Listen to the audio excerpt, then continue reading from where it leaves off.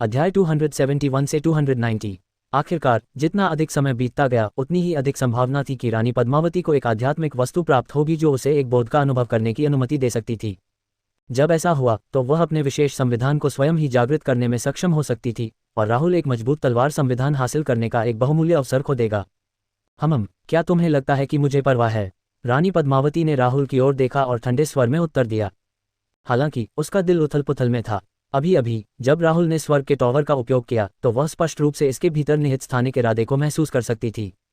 कहने की जरूरत नहीं कि यह बेहद लुभावना था। बेशक अगर उसे पता होता कि स्वर्ग के टॉवर में भी कर्म के इरादे के निशान हैं तो वह खुद को रोक नहीं पाती। यह कोई कठोर शर्त नहीं है। राहुल ने रानी पद्मावती को चिढ़ाने वाली नज़र से देखा।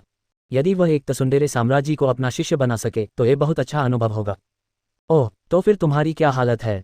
मुझे बताओ, शायद मैं इस पर विचार करूं। ये सुनकर रानी पद्मावती का दिल थोड़ा द्रवित हो गया, लेकिन उसने इसे अपने चेहरे पर नहीं दिखाया बल्कि एक ठंडा और अलग भाव बना लिया। देहरादून के विशेषज्ञों ने खोजा डायबिटीज को जड़ से खत्म का तरीका। यह आसान है, मुझे अपना गुरु मान लो, राहुल ने मुस्कुराते हुए कहा। क्या आप मेरे शिक्षक बनना चाहते हैं? अपने वर्तमान साधना स्तर के साथ क्या तुम मुझे हरा भी सकते हो? शांगुआन वानेर की आंखें थोड़ी सिकुड़ गईं और उसके शरीर से एक धमकी भरी आभा निकल रही थी। वह स्थिति सचमुच हास्यास्पद थी। एक प्राचीन महान साम्राज्य के पुनर्जन्म के रूप में वह किसी अन्य को अपना गुरु कैसे बना सकती थी? और अपनी ताकत और प्रतिभा के साथ क्या उसे किसी गुरु की जरूरत भी थी? अपने पिछले जन्म की यादों के साथ उसके पास अनगिनत युद्ध तकनीकें और साधना विधियां उपलब्ध थीं। जहां तक आध्यात्मिक वस्तुओं का सवाल है जो साधक के बोध मूल्य और जन्मजात अस्थि मूल्य को बढ़ा सकती हैं, वह उनके लिए अपनी शक्ति से लड़ सकती है। उसे दूसरों पर निर्भर रहने की क्या जरूरत है? यद्यपि राहुल संभवतः एक प्राचीन सर्वशक्तिमान विशेषज्ञ का पुनर्जन्म था, फिर भी रानी पद्मावती को यह हास्यास्पद लगा। क्या हुआ? क्या तुम्हें लगता है कि मैं तुम्हारा शिक्षक बनने के योग्य नहीं हूं? राहुल को बिल्कुल भी आश्चर्य नहीं हुआ। हालांकि वह रानी पद्मावती के उद्देश्यों के बारे में भी स्पष्ट था। एक प्राचीन महान साम्राज्य के पुनर्जन्म के रूप में अपनी पैटर्न संघनन क्षेत्र साधना के साथ इस महिला को जिस चीज की सबसे ज्यादा जरूरत थी वह थी एक आध्यात्मिक वस्तु जो उसे एक दिव्य अनुभूति प्रदान कर सके। तभी वह अधिक मजबूत सैन्य इरादों को समझ पाएगी और अपने पिछले जीवन की यादों को पुनः जागृत कर पाएगी। जब तक यह महिला स्वर्ग के टॉवर की ओर आकर्षित थी तब तक सब कुछ अभी भी मेज पर था। बजर्स। राहुल का दाहिना हाथ थोड़ा सा खुला और विनाशकारी शक्ति से भरा एक बैंगनी मनका अचानक प्रकट हुआ। यदि आप मुझे अपना गुरु माने तो मैं आपको ये भी दे सकता हूँ। राहुल ने रानी पद्मावती को देखा और चिढ़ाते हुए कहा। क्या? स्वर्गीय बिजली का दिल? ये देखकर रानी पद्मावती अब शांत नहीं रह सका। उसने चकित दृष्टि से राहुल के हाथ में बैंगनी मनके को देखा और अच्छी तरह से जानती थी कि यह कोई साधारण वस्तु नहीं थी बल्कि एक आध्यात्मिक वस्तु थी जिसमें स्वर्गीय बिजली की शुद्धतम शक्ति निहित थी। स्वर्गीय बिजली का दिल। उसकी जागृत स्मृतियों में इस आध्यात्मिक वस्तु के अभिलेख मौजूद थे। यह एक अत्यंत दुर्लभ स्वर्गीय खजाना था। यदि कोई साधक इसे परिष्कृत कर ले तो उसकी स्वर्गीय बिजली की इच्छा बहुत तेजी से आगे बढ़ेगी। हालांकि इसे परिष्कृत करने की कठिनाई भी बहुत अधिक थी। साधक को पहले से ही दिव्य बिजली के आशय को या कम से कम दिव्य बिजली के आशय के प्रारंभिक रूप को समझना आवश्यक था। अन्यथा न केवल वे इसे परिष्कृत करने में असमर्थ होंगे बल्कि वे स्वर्गीय बिजली की प्रचंड शक्ति द्वारा भस्म भी हो सकते हैं। इसके अलावा एकता क्षेत्र के 7वें स्तर पर स्थित साधक की शक्ति के लिए भी कठोर आवश्यकताएं थीं। केवल इस स्तर तक पहुंचने वाले साधकों में ही दिव्य तत्व होते थे जो स्वर्गीय बिजली की विनाशकारी शक्ति का प्रतिरोध करने में सक्षम होते थे। ऐसा स्वर्गीय खजाना पाना भाग्य और नियति पर निर्भर था। प्रश्नवाचक चिन्ह। यदि किसी का भाग्य ऐसा नहीं है तो भले ही स्वर्गीय खजाना उसके ठीक बगल में हो, वह उसे खोज नहीं पाएगा। बिजली संकट रहस्य क्षेत्र अनगिनत वर्षों से अस्तित्व में था, लेकिन राहुल से पहले किसी भी साधक ने कभी स्वर्गीय बिजली के हृदय के अस्तित्व की खोज नहीं की थी। बिजली का क्लेश रहस्यवादी क्षेत्र। आपने इसे रहस्यवादी क्षेत्र के अंदर पाया। रानी पद्मावती के चेहरे पर एहसास की झलक थी। अंततः उसे समझ में आ गया कि रहस्यवादी क्षेत्र अचानक क्यों ध्वस्त हो गया था। ये सोचते हुए रानी पद्मावती ने राहुल को गहराई से देखा। एक प्राचीन महान साम्राज्य के पुनर्जन्म के रूप में उन्हें महान भाग्य वाली महिला माना जा सकता है। फिर भी उसने राहुल से कई दिन अधिक समय तक रहस्यमय क्षेत्र में रहने के बावजूद स्वर्गीय बिजली के हृदय की खोज नहीं की थी। रानी पद्मावती की निगाहों को भांपते हुए राहुल के होंठ थोड़े मुड़ गए और उसने सीधे उसकी ओर देखा। जब रानी पद्मावती ने यह देखा तो उसने तुरंत अहंकार से अपना सिर दूसरी ओर घुमा लिया और स्वर्गीय बिजली के हृदय को घूरने के आवेग का विरोध करने की पूरी कोशिश की। उसके लिए राहुल को अपना शिक्षक बनाना असंभव था। मैं एक प्राचीन महान साम्राज्य का पुनर्जन्म हूँ। अगर मैं अपनी वस्तु के लिए किसी को यूं ही अपना गुरु मान लूं तो मेरे अभिमान को ठेस पहुंचेगी। इसके अलावा रानी पद्मावती ने यह नहीं सोचा था कि राहुल वास्तव में उसे स्वर्गीय बिजली का दिल देगा। ये बहुत अधिक मूल्यवान था। क्या उसने सचमुच उसे मूर्ख समझा था? अगर उसे संदेह नहीं होता कि राहुल एक प्राचीन सर्वशक्तिमान विशेषज्ञ का पुनर्जन्म था, तो रानी पद्मावती ने उसे छीनने की कोशिश की होती। राहुल ने गर्वित रानी पद्मावती को देखा और अपनी भौहें ऊपर उठाए बिना नहीं रह सका। बहुत अच्छा, बहुत अच्छा। वह स्पष्टतः बहुत ललचाई हुई थी, लेकिन उसने ऐसा दिखावा किया जैसे उसे इसकी परवाह नहीं है। राहुल को साफ पता था कि तसुंडेरे से निपटने में उसे ज्यादा जल्दबाजी नहीं करनी चाहिए। उसे बस कुछ और छोटी छोटी बातें बतानी थी ताकि धीरे धीरे उसे अपनी ओर खींच सके। मेरे भावी अनमोल शिष्य, बस अपने गुरु द्वारा तुम्हें जीतने की प्रतीक्षा करो। राहुल ने और कुछ नहीं कहा। वह प्रकाश की एक किरण में बदल गया और अंतरिक्षीय अशांति की गहराइयों में चला गया। बजर्स। हालांकि उस समय रानी पद्मावती भी आगे बढ़ गया। तुम मेरा पीछा क्यों कर रहे हो? रानी पद्मावती ने कहा। राहुल ने रानी पद्मावती को देखा और फिर उसके सामने टेलीपोर्ट करने के लिए स्थानिक इरादे का इस्तेमाल किया। तुम बहुत मूर्ख हो। ये देखकर रानी पद्मावती ने अपने दांत पीस लिए। जब से वह इस लड़के से मिली थी, वह अपना सामान्य शांत व्यवहार बरकरार नहीं रख पा रही थी। इस लड़के की गति उसकी तुलना में धीमी थी, इसलिए उसने कहा कि राहुल उसका पीछा कर रहा था। हालांकि अब वह उसके सामने टेलीपोर्ट हो चुका था। उनकी भूमिकाएं उलट दी गई थीं। इसके अलावा ऐसा प्रतीत होता था कि वे वास्तव में एक ही दिशा में जा रहे थे। जब उसने पहले टाइटन वानरों का सामना किया था, तो राहुल को पहले से ही महसूस हो गया था कि कुछ ठीक नहीं है। उन पर बिना किसी कारण और बिना किसी चेतावनी के हमला किया गया। यदि उसकी राक्षसी शक्ति न होती तो वह मर जाता। पहले तो राहुल ने अनुमान लगाया था कि उन राक्षसी जानवरों के पीछे कोई शक्तिशाली आध्यात्मिक नियंत्रक हो सकता है। हालांकि सावधानीपूर्वक विचार करने के बाद राहुल को राहत मिली कि ऐसा नहीं लगता था। वे राक्षसी जानवर उन्मत्त हो गए थे और उनमें राक्षसी हत्या की मंशा थी। वे सचमुच नासमझ हत्या मशीनें थीं। दूसरे शब्दों में, भले ही राहुल न आया हो, बल्कि अन्य साधक आए हों, फिर भी उन पर इन राक्षसी जानवरों द्वारा हमला किया जाएगा। इस समय स्वर्ग के टॉवर में फंसा हुआ काला दानव अभी भी एक अथक मशीन की तरह स्वर्ग के टॉवर पर उन्मत्त रूप से हमला कर रहा था। जब उसने उसकी आंखों में हत्या की मंशा देखी, तो उसके मन में एक निश्चित उच्च स्तरीय सैन्य इरादा प्रकट हुआ, वध का इरादा। यह एक अत्यंत शक्तिशाली युद्ध आशय था जो सर्वोच्च आशय से भी कमतर था। ये भक्षण आशय और सृजन आशय के समान ही था। यह अफवाह थी कि एक प्राचीन सर्वशक्तिमान विशेषज्ञ ने एक बार वध की मंशा को समझ लिया था और इसका उपयोग करके वह अपने दुश्मनों को कुचलने वाला अद्वितीय युद्ध देवता बन गया था। इसके अलावा वध के इरादे को समझने से साधक की शक्ति में बहुत वृद्धि होगी। हालांकि इसमें बहुत बड़ा जोखिम शामिल था। यदि कोई समझने की प्रक्रिया में असफल हो जाता है, तो वह हत्या की मंशा से अपना दिमाग खो देगा और बुद्धिहीन हत्या मशीन बन जाएगा। जिन राक्षसी जानवरों ने राहुल और रानी पद्मावती पर हमला किया था, उनमें ऐसे लक्षण दिखाई दे रहे थे जो ये संकेत दे रहे थे कि वे वध के इरादे को समझने में असफल रहे थे। इसलिए भले ही उनका सामना राहुल और रानी पद्मावती से न हुआ हो, फिर भी वे अपने सामने आने वाले किसी भी व्यक्ति को मार देते। राहुल ने अनुमान लगाया कि स्थानिक अशांति की गहराई में वध की मंशा से संबंधित कुछ हो सकता है। राहुल ने तुरंत अपने शरीर में कर्म की शक्ति को सक्रिय कर दिया ताकि वह आसपास के वातावरण की जांच कर सके। जल्द ही वह इस नतीजे पर पहुंच गया। हालांकि यह यात्रा कुछ खतरनाक थी, लेकिन इसके साथ कई बेहतरीन अवसर भी जुड़े थे। ऐसी स्थिति में संकोच की क्या बात थी? कुछ ही दूरी पर रानी पद्मावती के भी ऐसे ही विचार थे। इस प्रकार दोनों एक ही गंतव्य की ओर बढ़ गए। जैसे जैसे वे धीरे धीरे अंतरिक्षीय अशांति की गहराइयों में पहुंचते गए, आसपास के वातावरण में तबाही मचा रही शून्य शक्ति और भी भयावह होती गई। जहां तक नजर जाती, आकाश खंडित स्थानों से भरा हुआ था।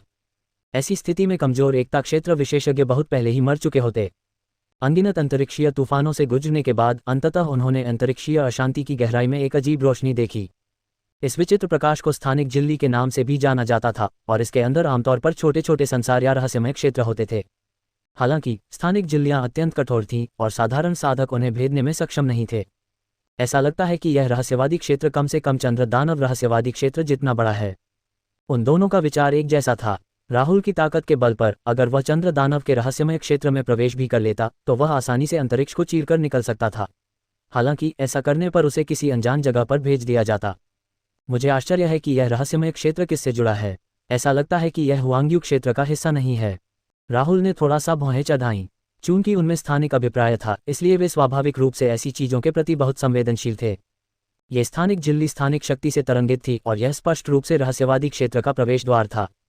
हालांकि राहुल को यह बात हैरान कर रही थी कि यह प्रवेश द्वार एक अत्यंत दूर स्थान से जुड़ा हुआ प्रतीत होता था। खैर, चूंकि मैं पहले से ही यहाँ हूँ, मुझे अंदर जाकर देखना होगा। इस विचार को ध्यान में रखते हुए राहुल ने अपनी तलवार निकाली और उसे स्थानिक झिल्ली पर घुमाया, जिससे वह फट गई। बजर्स। राहुल की आकृति अचानक गायब हो गई और जब वह पुनः प्रकट हुआ तो वह पहले से ही रहस्यवादी क्षेत्र के अंदर था।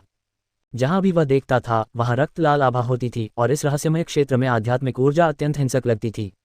बजर्स। उसी समय रानी पद्मावती भी आ गया। यहाँ हत्या का इरादा बहुत घना है। मुझे डर है कि वे राक्षसी जानवर इस रहस्यमय क्षेत्र से आए हैं। ये देखकर रानी पद्मावती के चेहरे पर एहसास की झलक दिखी। ये रहस्यमय क्षेत्र हत्या के इरादे से भरा हुआ था, यहाँ तक कि फूल और पेड़ भी खून से लथपथ थे। यदि साधक की इच्छाशक्ति पर्याप्त मजबूत नहीं है तो वे तुरंत ही इस हत्या के इरादे से मोहित हो जाएंगे। गर्जन। अचानक दूर से एक गगनभेदी गर्जना सुनाई दी। एक राक्षसी जानवर, और सिर्फ एक नहीं, बूम बूम बूम। हिंसक ऊर्जा उतार चढ़ाव की लहर ने आसपास के वातावरण में तबाही मचा दी, जिससे हर जगह स्थानिक दरारें पैदा हो गईं। 2-7 राक्षसी जानवर एक दूसरे से लड़ रहे थे, दोनों ही पैटर्न संक्षेपण क्षेत्र विशेषज्ञों की तरह मजबूत थे। धमाका। दोनों राक्षसी जानवर पागलों की तरह लड़ रहे थे, अपनी सुरक्षा और अपने आसपास की कई स्थानिक दरारों की परवाह नहीं कर रहे थे। ये देखकर राहुल ने अपनी आंखें सिकोड़ लीं। ये लगभग निश्चित था कि जिन राक्षसी जानवरों ने पहले उन पर हमला किया था वे इसी रहस्यमय क्षेत्र से थे। बज़र्स। राहुल एक प्रकाश की किरण में बदल गया और दूर उड़ गया। इस रहस्यवादी क्षेत्र में अनेक अवसर थे। यद्यपि रहस्यवादी क्षेत्र विशाल था, राहुल एक निश्चित सीमा के भीतर टेलीपोर्ट कर सकता था, जिससे वह बहुत कम समय में बहुत अधिक दूरी तय कर सकता था। कुछ समय बाद राहुल को पता चला कि इस रहस्यमयी लोक में रहने वाले सभी जीव मूलतः राक्षसी जानवर थे। वहां एक भी मनुष्य नहीं था। क्या ये गुप्त क्षेत्र दानव क्षेत्र से जुड़ा है? दानव क्षेत्र भारतवर्ष से भी बड़ा था। ये राक्षसी जानवरों का क्षेत्र था। इसके अलावा राक्षसी जानवर इंसानों के प्राणघातक दुश्मन थे। जो भी इंसान दानव क्षेत्र में कदम रखने की हिम्मत करता, उसे पकड़कर मार डाला जाता। क्या मेरा यहाँ का अवसर वध के इरादे से संबंधित है? जैसे ही वह रहस्यवादी क्षेत्र से गुजरा, राहुल के दिमाग में कई विचार कौंधने लगे। वध का इरादा सर्वोच्च इरादे के बाद दूसरे स्थान पर था। यदि वह वध की मंशा को समझ सके तो यह उसकी साधना और शक्ति के लिए काफी लाभदायक होगा। शायद यह एक आकस्मिक योजना के रूप में काम कर सकता है यदि वह सभी 10 सर्वोच्च इरादों को समझने और उन्हें अपने शरीर पर गहन पैटर्न के रूप में उकेरने में असफल रहा। आखिरकार छठे स्तर और उससे ऊपर के 10 सर्वोच्च इरादों को समझना एक कठिन काम था। हालांकि बिल्कुल उसी स्तर पर नहीं, फिर भी भक्षण और वध के इरादे उनके विकल्प के तौर पर काफी होंगे। उसी समय रानी पद्मावती भी इस रहस्यवादी क्षेत्र में अवसरों की तलाश कर रहा था। हालांकि उसने राहुल के समान दिशा में जाने का विकल्प नहीं चुना। जितनी जल्दी हो सके अवसर खोजने के लिए और उन तर्कहीन राक्षसी जानवरों के हस्तक्षेप से बचने के लिए रानी पद्मावती ने अपनी आभा को छुपा लिया। जब वह रहस्यवादी क्षेत्र से होकर गुजर रही थी तो उसने देखा कि यहाँ सबसे कमजोर राक्षसी जानवर तिरछे के थे, और वे सभी उस क्षण लड़ने लगते थे जब उनका सामना किसी अन्य राक्षसी जानवर से होता था। परिणामस्वरूप रहस्यवादी क्षेत्र में हर जगह लड़ाई छिड़ गई। उसने आह भरी। राक्षसी जानवर शुरू से ही अपनी बुद्धिमत्ता के लिए नहीं जाने जाते थे, जो इस तथ्य से साबित होता है कि उन्होंने इस खतरनाक सैन्य इरादे को समझने की कोशिश की थी और असफल रहे थे। अचानक रानी पद्मावती को पता चला कि एक विशाल राक्षसी जानवर की लाश के अंदर एक रक्तलाल कृपाण था। वर्क्स का ये ब्रेक जब से मिला है, लाइफ हो गई है सबसे आसान।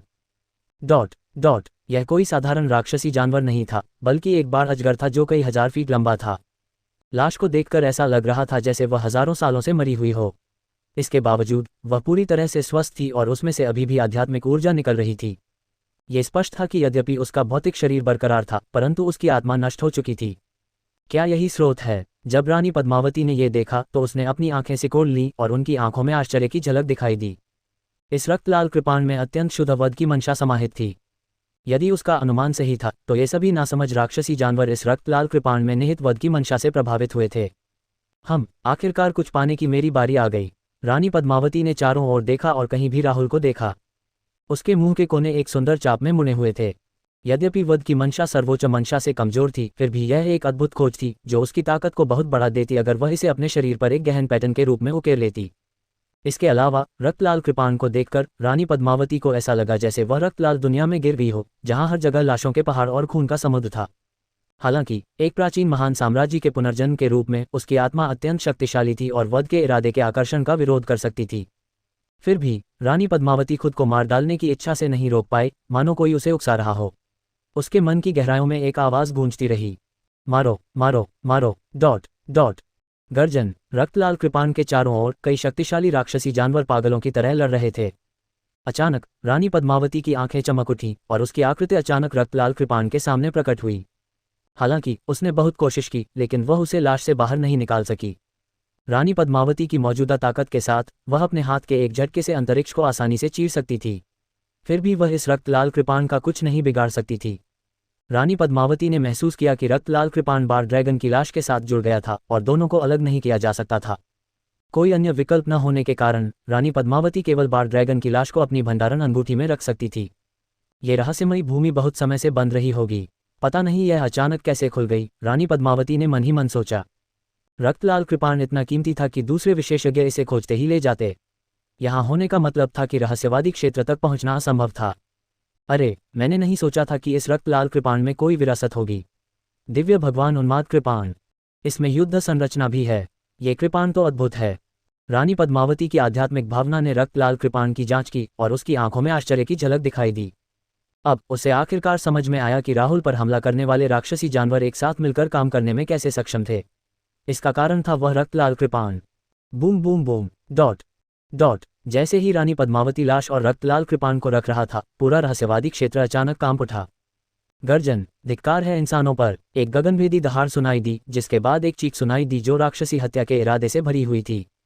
इस बार उस आदमी ने किस तरह का अस्तित्व भड़काया? वह फिर से क्यों लड़ रहा है? ये देखकर उसकी आंखों में एक अजीब सी चमक दौड़ गई और फिर उसका आकार अचानक गायब हो गया।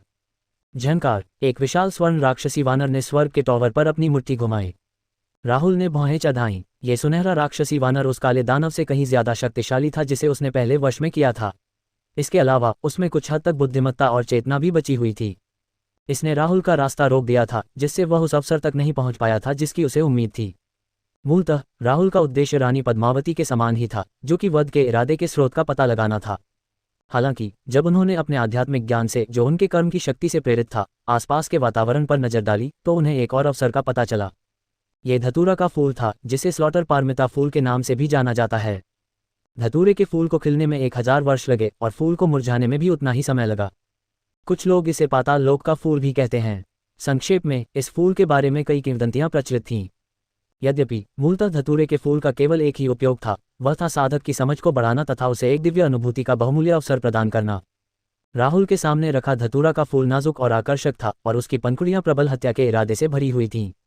आसपास का वातावरण लाशों के पहाड़ों और खून के सागर से भरा हुआ था।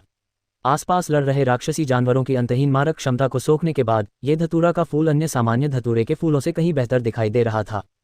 मूलतः ये रहस्यात्मक क्षेत्र अंतरिक्षीय अशांति के भीतर छिपा हुआ था और कोई भी इसे खोज नहीं सका था। जब रहस्यवादी क्षेत्र का प्रवेश द्वार दानव क्षेत्र से जुड़ा था, तभी अनगिनत राक्षसी जानवर प्रवेश कर गए। वध की भावना के प्रभाव में भयानक शक्ति वाले वे राक्षसी जानवर तुरंत ही विवेकहीन हत्या मशीनों में बदल गए। ईमानदारी से कहूं तो अगर वे टाइटन वानरों ने अंतरिक्ष को चीरकर न देखा होता तो राहुल को इस रहस्यमय क्षेत्र के निशान नहीं मिल पाते। संयोगवश सुनहरे राक्षसी वानर ने राहुल के साथ ही धतूरा फूल की खोज की और उसके लिए उससे लड़ना शुरू कर दिया। उनकी लड़ाई ने उनके चारों ओर अनगिनत दरारें पैदा कर दीं। कीमती धतूरे के फूल को पुरस्कार के रूप में पाकर न तो मनुष्य और न ही राक्षसी जानवर एक कदम भी पीछे हटे। साधक की समझ बढ़ाने और उसे एक दिव्य दृष्टि का अवसर प्रदान करने के अलावा धतूरा के फूल के 2 अन्य प्रभाव भी थे, जिनके लिए अनगिनत साधक पागल हो जाते थे। जब तक कोई व्यक्ति फूल को परिष्कृत कर लेता है, तब तक साधक के लिए वध और पुनर्जन्म के इरादे को समझना बहुत आसान हो जाता है। इसका मूल्य स्वर्गीय बिजली के हृदय से कम नहीं था। पुनर्जन्म का इरादा पौराणिक सर्वोच्च इरादों में से एक था और यहाँ तक कि स्वर्गीय बिजली के इरादे से भी ऊपर था। ऐसा कहा जाता था कि यदि प्राचीन काल के विशेषज्ञ पुनर्जन्म चाहते थे तो उन्हें पुनर्जन्म के उद्देश्य को समझना पड़ता था। इसके अलावा यदि कोई पुनर्जन्म लेने वाला प्राचीन विशेषज्ञ अपने पिछले जीवन की सभी स्मृतियों को जागृत करना चाहता है तो उसके पुनर्जन्म का उद्देश्य एक निश्चित स्तर तक पहुंचना आवश्यक था। न तो राहुल और न ही सुनहरा राक्षसी वानर ऐसे कीमती खजाने को जाने देंगे।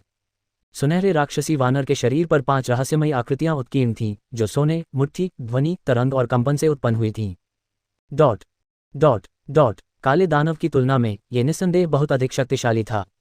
ये 3 इरादों को एक साथ मिलाने में भी सक्षम था, जिसका मतलब था कि राहुल को अपने बचाव के लिए स्वर्ग के टॉवर का उपयोग करना पड़ा। दबाव। एक लंबी लड़ाई के बाद भी कोई प्रगति न होने पर राहुल अचानक अधीर हो गया। इस आदमी की शारीरिक शक्ति बहुत भयानक थी। उसकी उत्तम तलवार की नीयत भी उसे नुकसान नहीं पहुंचा पा रही थी। घृणित इंसान, मैं तुम्हें फाड़ डालूंगा। सुनहरे राक्षसी वानर ने अपनी छाती पीटकर कानफोड़ू दहाड़ लगाए। उसकी पुतलियां अनिच्छा से भरी हुई थीं और उसकी दाहिनी मुट्ठी एक चमकदार सुनहरी रोशनी से चमक रही थी जो सब कुछ ढकने लगी थी। हालांकि इस समय स्वर्ग के टॉवर ने राक्षसी आध्यात्मिक दबाव जारी किया और बलपूर्वक सुनहरे राक्षसी वानर को दबा दिया और उसे अपने आंतरिक स्थान में संग्रहित किया। बजर्स। इस क्षण आकाश में प्रकाश की एक किरण चमक उठी। ये देखकर राहुल मुस्कुराए बिना नहीं रह सका। ये बिल्कुल सही समय था। कुछ ही क्षणों बाद राहुल ने टेलीपोर्ट किया और रानी पद्मावती के देखते ही देखते धतूरा का फूल पकड़ लिया। क्या यह असल में धतूरा का फूल है? ये देखकर रानी पद्मावती की आंखें चौड़ी हो गईं जब उसने राहुल के हाथ में अजीब लाल फूल को देखा। Dot dot. धतूरा का फूल उस रक्त लाल कृपाण के लिए एकदम उपयुक्त था जो उसे अभी अभी प्राप्त हुआ था। इसके अलावा यदि वह धतूरा के फूल को परिष्कृत कर सकती है तो उसे खाने पर प्राप्त होने वाले प्रकटीकरण के अवसर का उपयोग करके वह निश्चित रूप से पूर्ण स्तर की तलवार की मंशा को समझने में सक्षम होगी। इस आदमी का भाग्य इतना अच्छा क्यों था? वह एक के बाद एक ऐसे दुर्लभ खजाने कैसे खोज पाया? उसने आश्चर्य भरी आंखों से राहुल को देखा। क्या तुम बहुत ललचा रहे हो? क्या तुम इसे चाहते हो? राहुल ने रानी पद्मावती को देखा और उसके मुंह के कोने सिकुड़ गए। वह ललचा गई। वह कैसे नहीं हो सकती? हालांकि उसका अभिमान उसे कभी भी राहुल को अपना शिक्षक मानने की अनुमति नहीं देगा। वह लुओ स्वर्ग पैलेस की स्वामी और एक प्राचीन महान महारानी का पुनर्जन्म थी। वह किसी और की शिष्या कैसे बन सकती थी? जब तक तुम मुझे अपना गुरु मानते हो, मैं तुम्हें न केवल स्वर्ग का टॉवर दूंगा बल्कि स्वर्गीय बिजली का ये हृदय और धतूरा का फूल भी दूंगा। मैंने अपने शिष्यों के प्रति कभी कंजूसी नहीं की। राहुल ने अपने होठों पर मुस्कान के साथ रानी पद्मावती को देखा। राहुल के मन में अचानक एक अजीब सा विचार आया। रानी पद्मावती को अपना शिष्य बनाने की तुलना में उसे उसके चेहरे पर द्वंद्वात्मक भाव देखने में ज्यादा दिलचस्पी थी। ये आदमी सच में बहुत बुरा था। उसे साफ पता था कि वो सच में यही चाहती है, फिर भी उसने जानबूझकर ऐसी बातें कहीं। स्वर्ग का टॉवर, स्वर्गीय बिजली का हृदय और धतूरा का फूल, उनमें से कौन सा एक अमूल्य दुर्लभ स्वर्गीय खजाना नहीं था? अगर इस आदमी ने सचमुच वही किया जो उसने कहा था तो यह इसके लायक हो सकता है। नहीं नहीं नहीं, रानी पद्मावती, एक प्राचीन महान साम्राज्य के पुनर्जन्म के रूप में आपको उसकी चालों में नहीं फंसना चाहिए। वह जरूर झूठ बोल रहा है। कोई इतना उदार नहीं होता। रानी पद्मावती ने एक लंबा चेहरा बनाया और अपने ठंडे और अलग स्वभाव में लौट आए। क्या तुम सचमुच सोचते हो कि मैं मूर्ख हूं जो तुम्हारे झूठ पर विश्वास कर लूंगा? इस बात का जिक्र दोबारा मत करना, वरना मैं तुम्हें कभी माफ नहीं करूंगी। हालांकि रानी पद्मावती की नज़र अभी भी अनजाने में राहुल के हाथ में धतूरा के फूल पर पड़ी। ये देखकर राहुल मुस्कुराया। अभी अभी उसने कर्म की शक्ति का उपयोग किया था और पाया कि उसके और रानी पद्मावती के बीच कर्म की रेखाएं और अधिक मोटी हो गई थीं। मेरी गर्वित छोटी महारानी, देर सवेर आप मेरी शिष्या बन जाएंगी। बेशक अभी शिष्य बनाने का सबसे अच्छा समय नहीं था और रानी पद्मावती अभी भी सतर्क था। ओह, राहुल ने रानी पद्मावती को मजाकिया नज़र से देखा। रानी पद्मावती चुप रही। उसने अपना सिर राहुल से दूर कर लिया। मेरे भावी प्रिय शिष्य, गुरुजी को कुछ काम है और वे पहले विदा लेंगे। राहुल ने एक कदम आगे बढ़ाया और उसका आकार अचानक गायब हो गया, लेकिन उसकी आवाज़ अभी भी आसपास के वातावरण में गूंज रही थी। ये गुरु का Z टोकन है। एक बार जब तुम इसके बारे में सोच लो तो इसे कुचल दो और गुरु आकर तुमसे मिलेंगे। जिस स्थान पर वह था वहां अचानक प्रकाश की एक किरण निकली और रानी पद्मावती के सामने आकर गिर पड़ी तथा एक Z टोकन में बदल गई। बस्टर्ड! जब रानी पद्मावती ने यह देखा तो वह पहले तो दंग रह गई और फिर उसने अपने दांत पीस लिए और गुस्से से उस दिशा में घूरने लगी जिस दिशा में राहुल छोड़कर गया था। मैंने कब उन्हें अपना गुरु मानने की बात मानी? उनकी हिम्मत कैसे हुई मुझे अपना प्रिय शिष्य कहने की? रानी पद्मावती का हाथ बहुत शक्ति से भरा था और वह Z टोकन को कुचलने वाली थी। हालांकि उसने खुद को रोक लिया। झिलमिलाते Z टोकन को देखते हुए रानी पद्मावती ने एक गहरी सांस ली और उसे दूर रख दिया। कुछ ही क्षणों बाद उसका शरीर प्रकाश की एक किरण में बदल गया और मियाओलिंग क्षेत्र की दिशा में गायब हो गया। रानी पद्मावती राहुल की पहचान की जांच करने के लिए लुओ हेवन पैलेस की शक्ति का उपयोग करना चाहता था। राहुल जैसा राक्षस कोई साधारण व्यक्ति नहीं था। रानी पद्मावती बहुत उत्सुक था। राहुल कहाँ से आया था? उसकी पहचान क्या थी? 2 दिन बाद रानी पद्मावती लुओ हेवन पैलेस लौट आया। एक पल में पूरा मियाओलिंग क्षेत्र लामबंद हो गया। चाहे संप्रदाय हो या साम्राज्य, सभी राहुल की पहचान की तलाश में व्यस्त थे। रानी पद्मावती को भी लगा कि वह अपनी असली पहचान तभी पा सकेगी जब वह लुओ हेवन पैलेस में वापस लौटेगी। एक प्राचीन महान साम्राज्य की गरिमा का कोई भी उल्लंघन नहीं कर सकता था। 2 दिन बाद राहुल के बारे में सारी जानकारी रानी पद्मावती को प्रस्तुत की गई। राहुल की पृष्ठभूमि की जांच करने के बाद रानी पद्मावती को उस साधक की याद आई जिसे उसने बिजली क्लेश रहस्यवादी क्षेत्र में मार डाला था। उस व्यक्ति ने मरने से पहले राहुल का नाम भी लिया था। उस समय वह काफी उलझन में थी और सोच रही थी कि उसे कोई और समझ लिया गया है। क्या इस दुनिया में उसके जैसा विचित्र कोई और साधक था? अब ऐसा लग रहा था कि ऐसा था। वह 20 वर्ष की आयु में एकता क्षेत्र के 10वें स्तर पर पहुंच गए और कई विभिन्न प्रकार के सर्वोच्च इरादों को समझ लिया। यह आदमी निश्चित रूप से एक प्राचीन सर्वशक्तिमान विशेषज्ञ का पुनर्जन्म है। जहां तक उनका शिष्य बनने की बात है। ये सोचते ही रानी पद्मावती की आंखें चमक उठीं। क्या यह आदमी सचमुच इतना अच्छा है? क्या वह सचमुच अपने शिष्यों को इतनी अनमोल चीजें देने को तैयार है? क्या इस दुनिया में ऐसा दयालु व्यक्ति मौजूद है? रानी पद्मावती ने अपने दाहिने हाथ से राहुल द्वारा दिए गए Z टोकन को रगड़ा और वह गहरी सोच में डूब गई। रुको, मेरे मन में ऐसे विचार कैसे आ रहे हैं? यह आदमी मुझसे झूठ बोल रहा है। मुझे बेवकूफ़ नहीं बनना चाहिए। रानी पद्मावती ने तुरंत ध्यान भटकाने वाले विचारों को दूर कर दिया और Z टोकन को अपनी भंडारण अंगूठी में रख दिया। इसके बाद उसने रक्त लाल कृपाण निकाला और उसमें छिपे नरसंहार के इरादे को समझने की योजना बनाई। हालांकि जल्द ही उसे एक अजीब समस्या का सामना करना पड़ा। जैसे ही वह अपनी आंखें बंद करती, राहुल का चित्र उसके मन में उभर आता। यह क्या है? ऐसा क्यों हुआ? रानी पद्मावती की अभिव्यक्ति बदल गई। जब से उसे अपने पिछले जन्म की स्मृतियां जागृत हुई थीं, तब से वह पूरी तरह से साधना पर केंद्रित थी।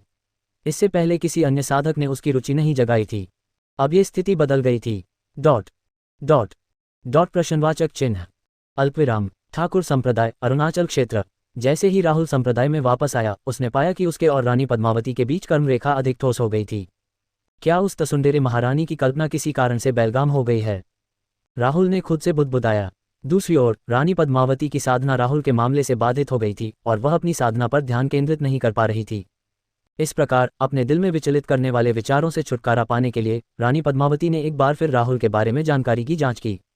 जब उसे राहुल के कार्यों और थोड़े समय में उसके शिष्यों की शक्ति में तेजी से वृद्धि के बारे में पता चला तो उसका दिल हिल गया। ऐसा लग रहा था कि यह आदमी अपने शिष्यों के प्रति सचमुच बहुत अच्छा था। वह वास्तव में उनके लिए आध्यात्मिक शक्ति संचार करने को तैयार था। हालांकि आध्यात्मिक शक्ति संचार में कुछ जोखिम भी थे।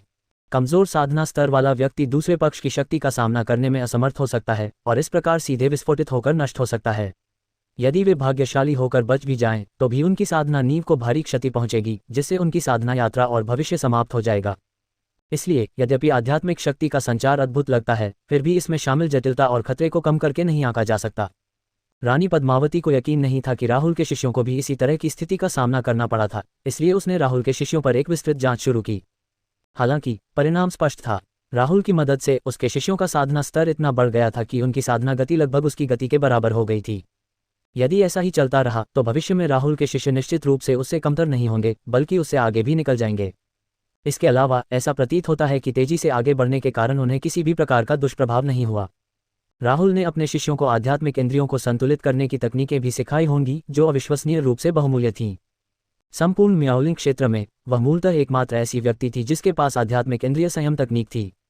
रानी पद्मावती को लगा कि राहुल की हरकतें अविश्वसनीय थीं। क्या उसकी शिष्याएं उसकी सगी बेटियां थीं या ऐसा ही कुछ? क्या इस आदमी को स्वयं को विकसित करने की आवश्यकता नहीं थी? आध्यात्मिक शक्ति संचार ने उसकी अपनी साधना को भस्म कर दिया।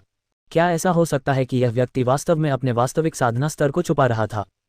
क्या वह बिजली संकट क्षेत्र का विशेषज्ञ हो सकता है, या उससे भी अधिक? जब उसने इस बारे में सोचा तो उसे अचानक लगा कि यह बात तो बहुत मायने रखती है। जैसे जैसे वह अपने मन में रिक्त स्थान भरती गई, रानी पद्मावती की राहुल को अपना शिक्षक मानने की इच्छा प्रबल होती गई, जिसने उसे वध के इरादे को समझने से विचलित कर दिया। राहुल का शिष्य बनना अब नुकसानदेह नहीं लग रहा था। आखिरकार दूसरा पक्ष एक प्राचीन सर्वशक्तिमान विशेषज्ञ का पुनर्जन्म था और उसकी ताकत भयानक थी। वह उसे स्वर्गीय खजाने भी दे सकता था, तो फिर इसमें संकोच की क्या बात थी?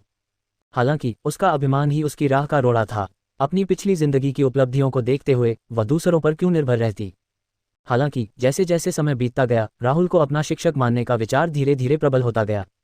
उसने जेड टोकन निकाला और रख दिया जो राहुल ने उसे बार बार दिया था। Dot slim fit. डॉट अल्पविराम। दूसरी ओर राहुल पहले से ही साधना कक्ष में एकांत साधना में प्रवेश कर चुका था। इस बार वह लंबे समय तक एकांतवास में रहेंगे।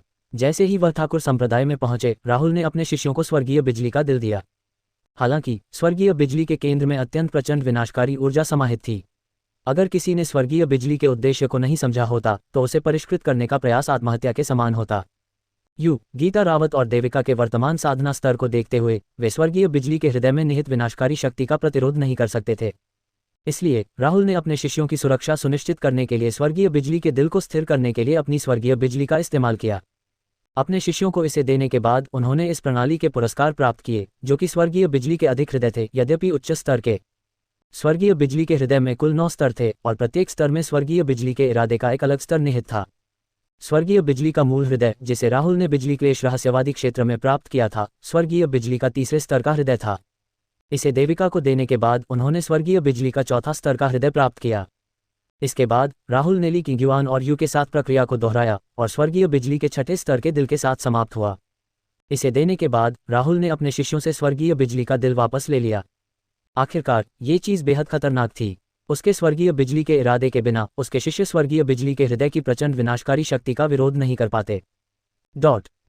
यद्यपि यू और अन्य लोग राहुल के कार्यों से भ्रमित थे, फिर भी उन्होंने उससे कोई सवाल नहीं किया। आखिरकार उनकी नज़र में उनके शिक्षक ने जो कुछ भी किया वह सही था। मुझे आश्चर्य है कि यदि मैं स्वर्गीय बिजली के दिलों को रखूं और अब से 1 महीने बाद उन्हें फिर से दे दूं तो क्या सिस्टम मुझे अधिक पुरस्कार देगा? राहुल के दिमाग में एक विचार आया। बेशक उन्हें यह भी लगा कि यह कुछ हद तक अवास्तविक था। आखिर सिस्टम इतने निम्न स्तरीय बग की इजाज़त कैसे दे सकता है?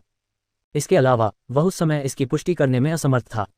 अपना ध्यान केंद्रित करते हुए उसने अंतरिक्ष को चीर डाला और अंतरिक्षीय अशांति से स्वर्ग के टॉवर को बाहर निकाल लिया। उसने धीरे धीरे स्वर्गीय बिजली के हृदय को परिष्कृत किया।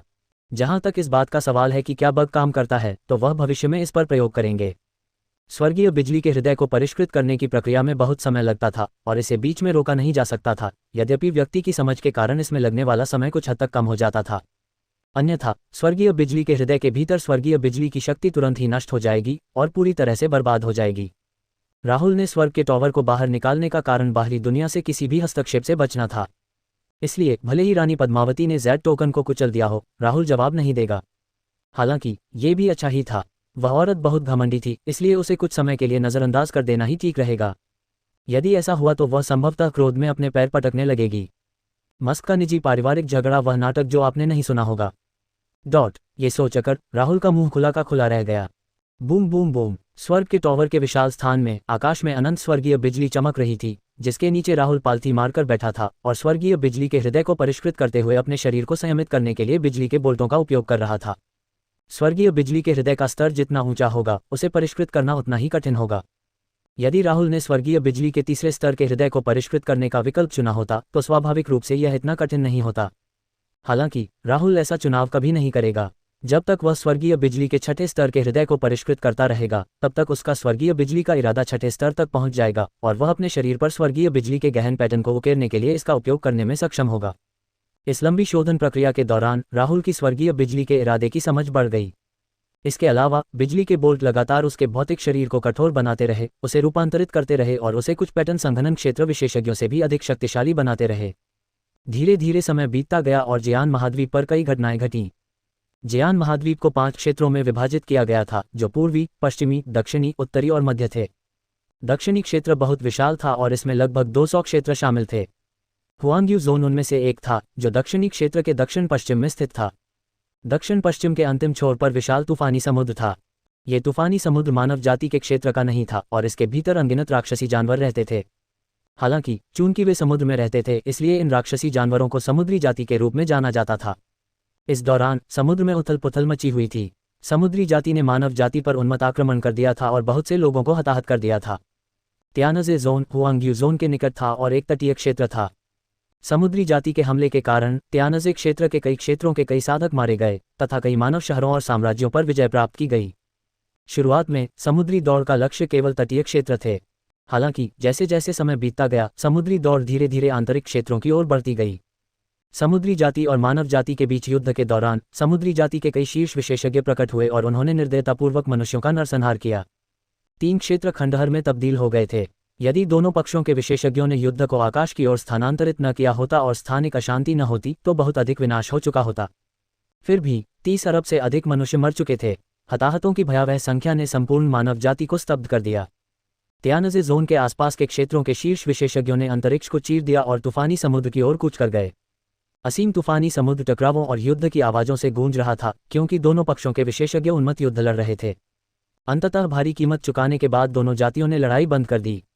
हालांकि मानव विशेषज्ञ जानते थे कि समुद्री जाति की महत्वाकांक्षा यहीं खत्म नहीं होगी। वे मनुष्यों पर हमला करने का एक और मौका जरूर तलाशेंगे। प्राचीन काल से ही समुद्री जाति और मानव जाति एक दूसरे के प्राणघातक शत्रु थे तथा वर्षों से वे कई बार आपस में लड़ चुके थे। हालांकि प्राचीन काल बीतने के बाद दोनों जातियों के बीच एक दुर्लभ शांति का दौर आया। हालांकि छोटे मोटे संघर्ष होते रहे, लेकिन उनमें दोनों पक्षों के राजा क्षेत्र विशेषज्ञ कभी शामिल नहीं हुए।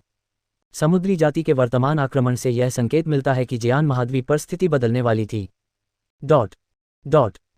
हुआंग्यू जोन मराठा क्षेत्र, डिवाइन गेट पवित्र भूमि। नागार्जुन कई महीने पहले ही दिव्य द्वार पवित्र भूमि पर लौट आए थे। वह वीरसेन की पहचान की जांच कर रहा था और अंततः दिव्य द्वार पवित्र भूमि की मदद से उसे कुछ सुराग मिल गए। वीरसेन का मुख्य शरीर मानव नहीं हो सकता है। ऐसा लग रहा था कि वह दानव रक्त कबीले का सदस्य था। राक्षस रक्त कुल के सदस्यों का कोई निश्चित रूप नहीं था। उनका असली रूप तो वह रक्त था जिससे उनके शरीर संघनित हुए थे। वे कोई भी रूप धारण कर सकते थे। ऐसा कहा जाता है कि प्राचीन युग में जब जियान महाद्वीप को क्षेत्रों में विभाजित नहीं किया गया था, दानव रक्त कबीला बेहद शक्तिशाली था और महाद्वीप के एक बड़े हिस्से पर कब्जा कर लिया था। उनकी ताकत मानव जाति से कहीं अधिक थी। हालांकि एक मानव शासक के नेतृत्व में मानव जाति ने बहुत ही कम समय में जियान महाद्वीप पर प्रभुत्व स्थापित कर लिया और महाद्वीप की जातियों का पूर्ण अधिपति बन गई। तब से दानव रक्त कबीला धीरे धीरे बिना किसी निशान के गायब हो गया। हालांकि वे मानव रूप धारण कर सकते थे और मनुष्यों के बीच छिप सकते थे। जब तक किसी के पास शक्तिशाली आध्यात्मिक बोध न हो तब तक उनके बीच अंतर बताना लगभग असंभव था। इस मामले में हालांकि वीरसेन एक इंसान था, पर उस पर एक राक्षस रक्त कबीले के विशेषज्ञ का कब्जा था। ज्यादा सटीक रूप से कहें तो एक राक्षस रक्त कबीले के विशेषज्ञ की आत्मा का एक छोटा सा अंश। उस राक्षसी रक्त कबीले विशेषज्ञ की असली ताकत संभवतः राजा क्षेत्र तक पहुंच गई थी। बिजली के क्लेश क्षेत्र के ऊपर का क्षेत्र राजा का क्षेत्र था। जो साधक 3 क्लेशों से बच गए उन्होंने स्वर्गीय दाव द्वारा दी गई परीक्षाएं उत्तीर्ण कर ली और वे राजक्षेत्र के विशेषज्ञ बन गए। उस स्तर पर भले ही उनमें स्थानिक इरादा न हो, वे अंतरिक्ष को चीरकर अपना स्वयं का लघु विश्व स्थापित करने में सक्षम होंगे। लघु विश्व का आकार उसके निर्माता की शक्ति के सापेक्ष था। चंद्र दानव रहस्यवादी क्षेत्र चंद्र दानव पवित्र भूमि के स्वामी द्वारा स्थापित एक लघु विश्व था। हालांकि उन्होंने अपनी सहायता के लिए उस प्राचीन सर्वशक्तिमान विशेषज्ञ को भी आमंत्रित किया था। वीरसेन के मुख्य शरीर की पहचान की खोज के बाद नागार्जुन की अभिव्यक्ति अत्यंत गंभीर हो गई।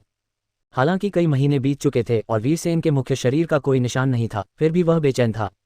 उन्होंने यह नहीं सोचा था कि वे एक ऐसे अस्तित्व से निपटेंगे जो संभवतः एक राजा क्षेत्र विशेषज्ञ होगा। यद्यपि उन्हें राहुल पर बहुत भरोसा था, फिर भी राजा क्षेत्र विशेषज्ञ उस समय उनकी पहुंच से बाहर था।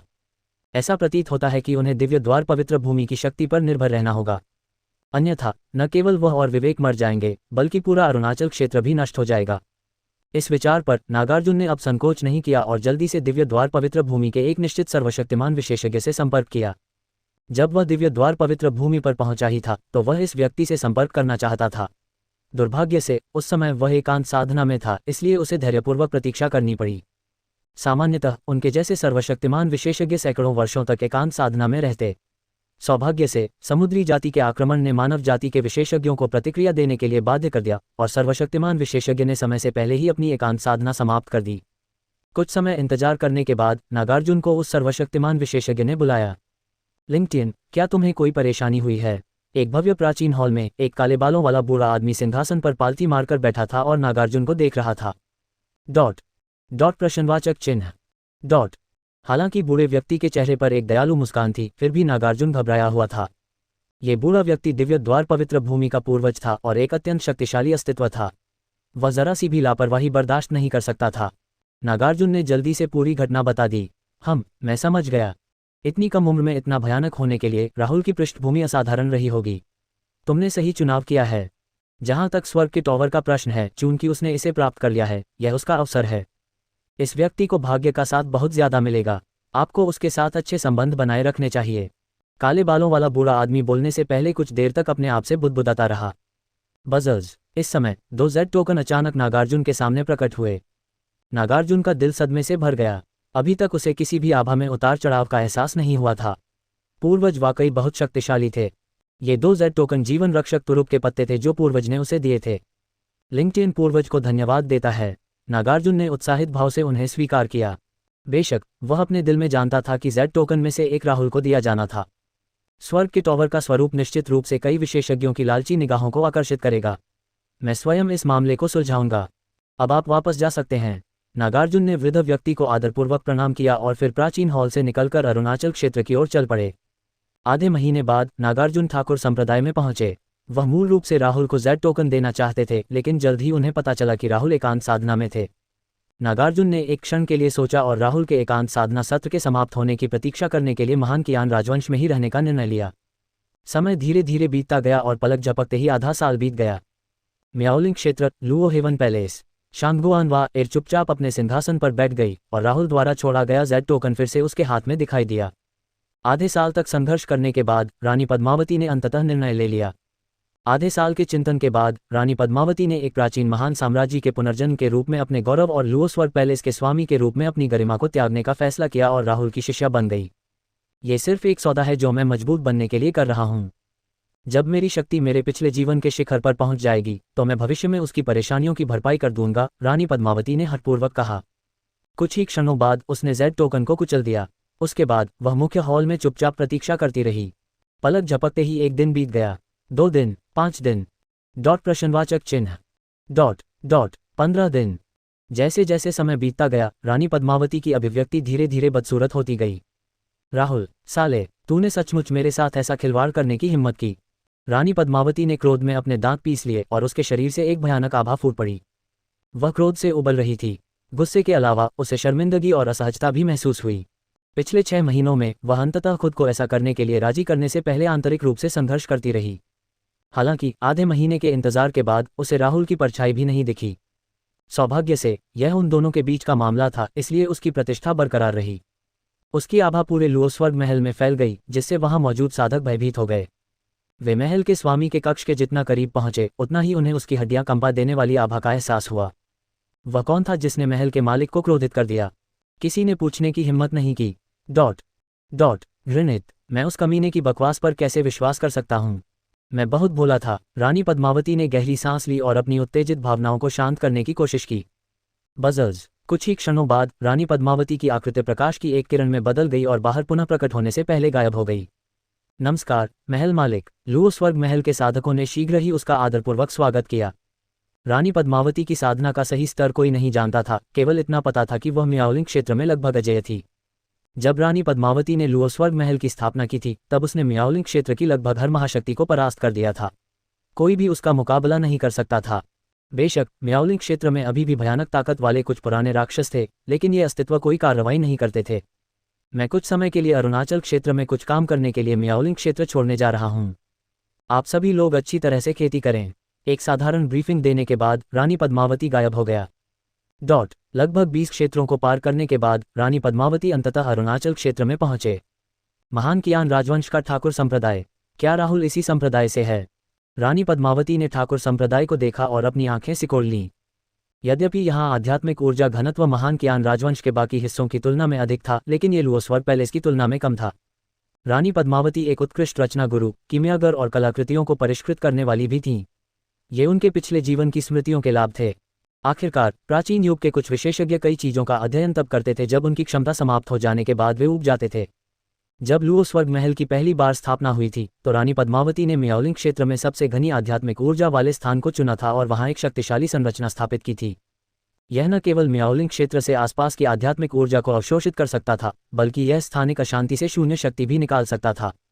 इसलिए महान कियान राजवंश का उल्लेख नहीं करना चाहिए। पूरे अरुणाचल क्षेत्र में कोई भी संप्रदाय नहीं था जो इसकी तुलना कर सके। वास्तव में ऐसी बंजर जगह ने राहुल जैसी राक्षसी प्रतिभा को कैसे जन्म दिया? यह आदमी जरूर अपनी ताकत छुपा रहा है। ऐसा तो हो ही नहीं सकता कि वह सिर्फ एकता क्षेत्र का विशेषज्ञ हो। बहुत मुमकिन है कि वह पैटर्न संघनन के दायरे से आगे निकल गया हो। शायद यही वजह है कि वह इतनी पिछड़ी जगह पर रह रहा है। उनकी राय में राहुल जियान महाद्वीप के शीर्ष विशेषज्ञ के ध्यान से बचने के लिए यहाँ रह रही थी। आखिरकार उन सर्वशक्तिमान विशेषज्ञों द्वारा देखा जाना अच्छी बात नहीं होगी, विशेष रूप से अन्य जातियों के लोगों द्वारा जो उसकी हत्या करने का प्रयास कर सकते हैं। बज़र्स, जैसे ही रानी पद्मावती ठाकुर संप्रदाय में पहुंचा, कुछ ही दूरी पर अचानक जगह हिल गई और नागार्जुन की आकृति प्रकट हुई। ये देखकर रानी पद्मावती ने नागार्जुन को केवल एक संक्षिप्त नज़र से देखा और फिर उसे अनदेखा कर दिया। उसे इस बात पर आश्चर्य हुआ कि वह ठाकुर संप्रदाय में राहुल की आभा का पता नहीं लगा सकी। लुओस्वर्ग महल का स्वामी। नागार्जुन ने रानी पद्मावती को सावधानी से देखा। कुछ देर सोचने के बाद उसने उसे पहचान लिया। लगता है तुम मुझे जानती हो, रानी पद्मावती ने उदासीनता से जवाब दिया। उसने नागार्जुन की तरफ नहीं देखा, बल्कि राहुल की आभा ढूंढने के लिए आसपास के माहौल को देखती रही। अरुणाचल क्षेत्र में इस व्यक्ति की ताकत खराब नहीं थी। यदि राहुल न होता तो यह व्यक्ति संभवतः अरुणाचल क्षेत्र का सबसे शक्तिशाली व्यक्ति होता। 5 पैटर्न संघनन क्षेत्र विशेषज्ञ, ये नागार्जुन की ताकत थी। हालांकि उन्होंने कभी भी अपनी पूरी ताकत दूसरों के सामने प्रकट नहीं की थी। वह राहुल को पूर्वज का Z टोकन देने के लिए लंबे समय से ठाकुर संप्रदाय में इंतजार कर रहा था। मियाओलिंग क्षेत्र का सबसे शक्तिशाली व्यक्ति अचानक यहाँ क्यों आया? आप लुओस्वर्ग महल के स्वामी हैं और मियाओलिंग क्षेत्र के सबसे शक्तिशाली व्यक्ति हैं। मैं आपको कैसे नहीं पहचान पाया? नागार्जुन ने विनम्रता से मुस्कुराया। रानी पद्मावती की प्रतिभा भी अद्भुत थी। उसे अकेले ही लुओहेवन पैलेस की स्थापना करने में कुछ ही दशक लगे थे। ऐसी प्रतिभा भारतवर्ष में भी अद्वितीय राक्षस कहलाने के योग्य थी। हर कोई उनके शानदार प्रदर्शन को देख रहा था। इससे पहले डिवाइन गेट होली लैंड ने उसे भर्ती करने की कोशिश की थी, लेकिन उन्हें अस्वीकार कर दिया गया था। यद्यपि रानी पद्मावती ने नागार्जुन की बातें सुनी, लेकिन वह उसका जवाब देने में असमर्थ थी। नागार्जुन एक अजीब अभिव्यक्ति प्रकट करने से खुद को नहीं रोक सका। यह अफवाह थी कि लुओहेवन पैलेस के मालिक का स्वभाव ठंडा था और बहुत कम लोग उससे बात कर सकते थे। इसके अतिरिक्त भारतवर्ष में साधकों के बीच एक कहावत थी कि अहंकारी न बने और रानी पद्मावती को उत्तेजित न करें, अन्यथा परिणाम बहुत बुरे होंगे। ये कहावत अभिजात परिवारों के कई वंशजों द्वारा सही साबित हुई थी, जिन्होंने रानी पद्मावती को पाने की कोशिश की थी। उनमें से कई अब या तो मर चुके थे या घायल थे, यह इस बात पर निर्भर करता था कि उन्होंने कितनी बुरी तरह से गड़बड़ी की थी। नागार्जुन स्वाभाविक रूप से इस बात से अवगत था, इसलिए वह तुरंत चुप हो गया। वह रानी पद्मावती की सटीक ताकत नहीं जानता था, लेकिन वह निश्चित रूप से म्याओलिंग क्षेत्र के सबसे शक्तिशाली व्यक्ति को उकसाना नहीं चाहता था। क्या आप जानते हैं कि राहुल कहाँ है? लंबे समय के बाद रानी पद्मावती ने अंततः अपना सिर घुमाकर नागार्जुन को देखा। नागार्जुन ने अपनी आंखें सिकोड़ लीं। आशा के अनुसार यह महिला वास्तव में राहुल के लिए आई थी। हालांकि राहुल को रानी पद्मावती के बारे में कैसे पता चला? मेरा उनसे अभी भी कुछ काम अधूरा है और मुझे उनसे व्यक्तिगत रूप से मिलना है, रानी पद्मावती ने उदासीनता से कहा। वह किसी भी तरह से नागार्जुन को यह नहीं बता सकती थी कि वह राहुल को अपना शिक्षक मानने के लिए यहाँ आए है। इसके अलावा वह खुद अरुणाचल क्षेत्र में राहुल को सबक सिखाने आई थी। अगर राहुल उसे यह उचित कारण नहीं बता पाता कि उसने उसकी उपेक्षा क्यों की, तो वह खुद उसे बता देती कि फूल इतने लाल क्यों होते हैं। अच्छा ऐसा है। नागार्जुन ने रानी पद्मावती के शब्दों पर सवाल नहीं उठाया। जब तक दोनों के बीच कोई दुश्मनी नहीं थी, तब तक राहुल के ठिकाने का खुलासा करना कोई बड़ी बात नहीं थी। नागार्जुन ने कहा, वह वर्तमान में ठाकुर संप्रदाय में एकांत साधना में है। एकांत साधना? ये सुनकर रानी पद्मावती की आंखें चमक उठीं। क्या आप जानते हैं कि वह कितने समय से एकांतवास में है? ये लगभग आधा साल होना चाहिए। आधा साल? ये सुनकर रानी पद्मावती का राहुल के प्रति असंतोष काफी हद तक दूर हो गया। तो बात ऐसी ही थी। उस आदमी ने जानबूझकर उसे नजरअंदाज नहीं किया था। वह इस पूरे समय एकांत में साधना कर रहा था। ऐसा लगता है कि मैंने गलतफहमी जताई है। मुझे उम्मीद है कि वह इस बात पर बुरा नहीं मानेंगे कि मैं इतनी दूर यात्रा करके यहाँ तक आया हूँ।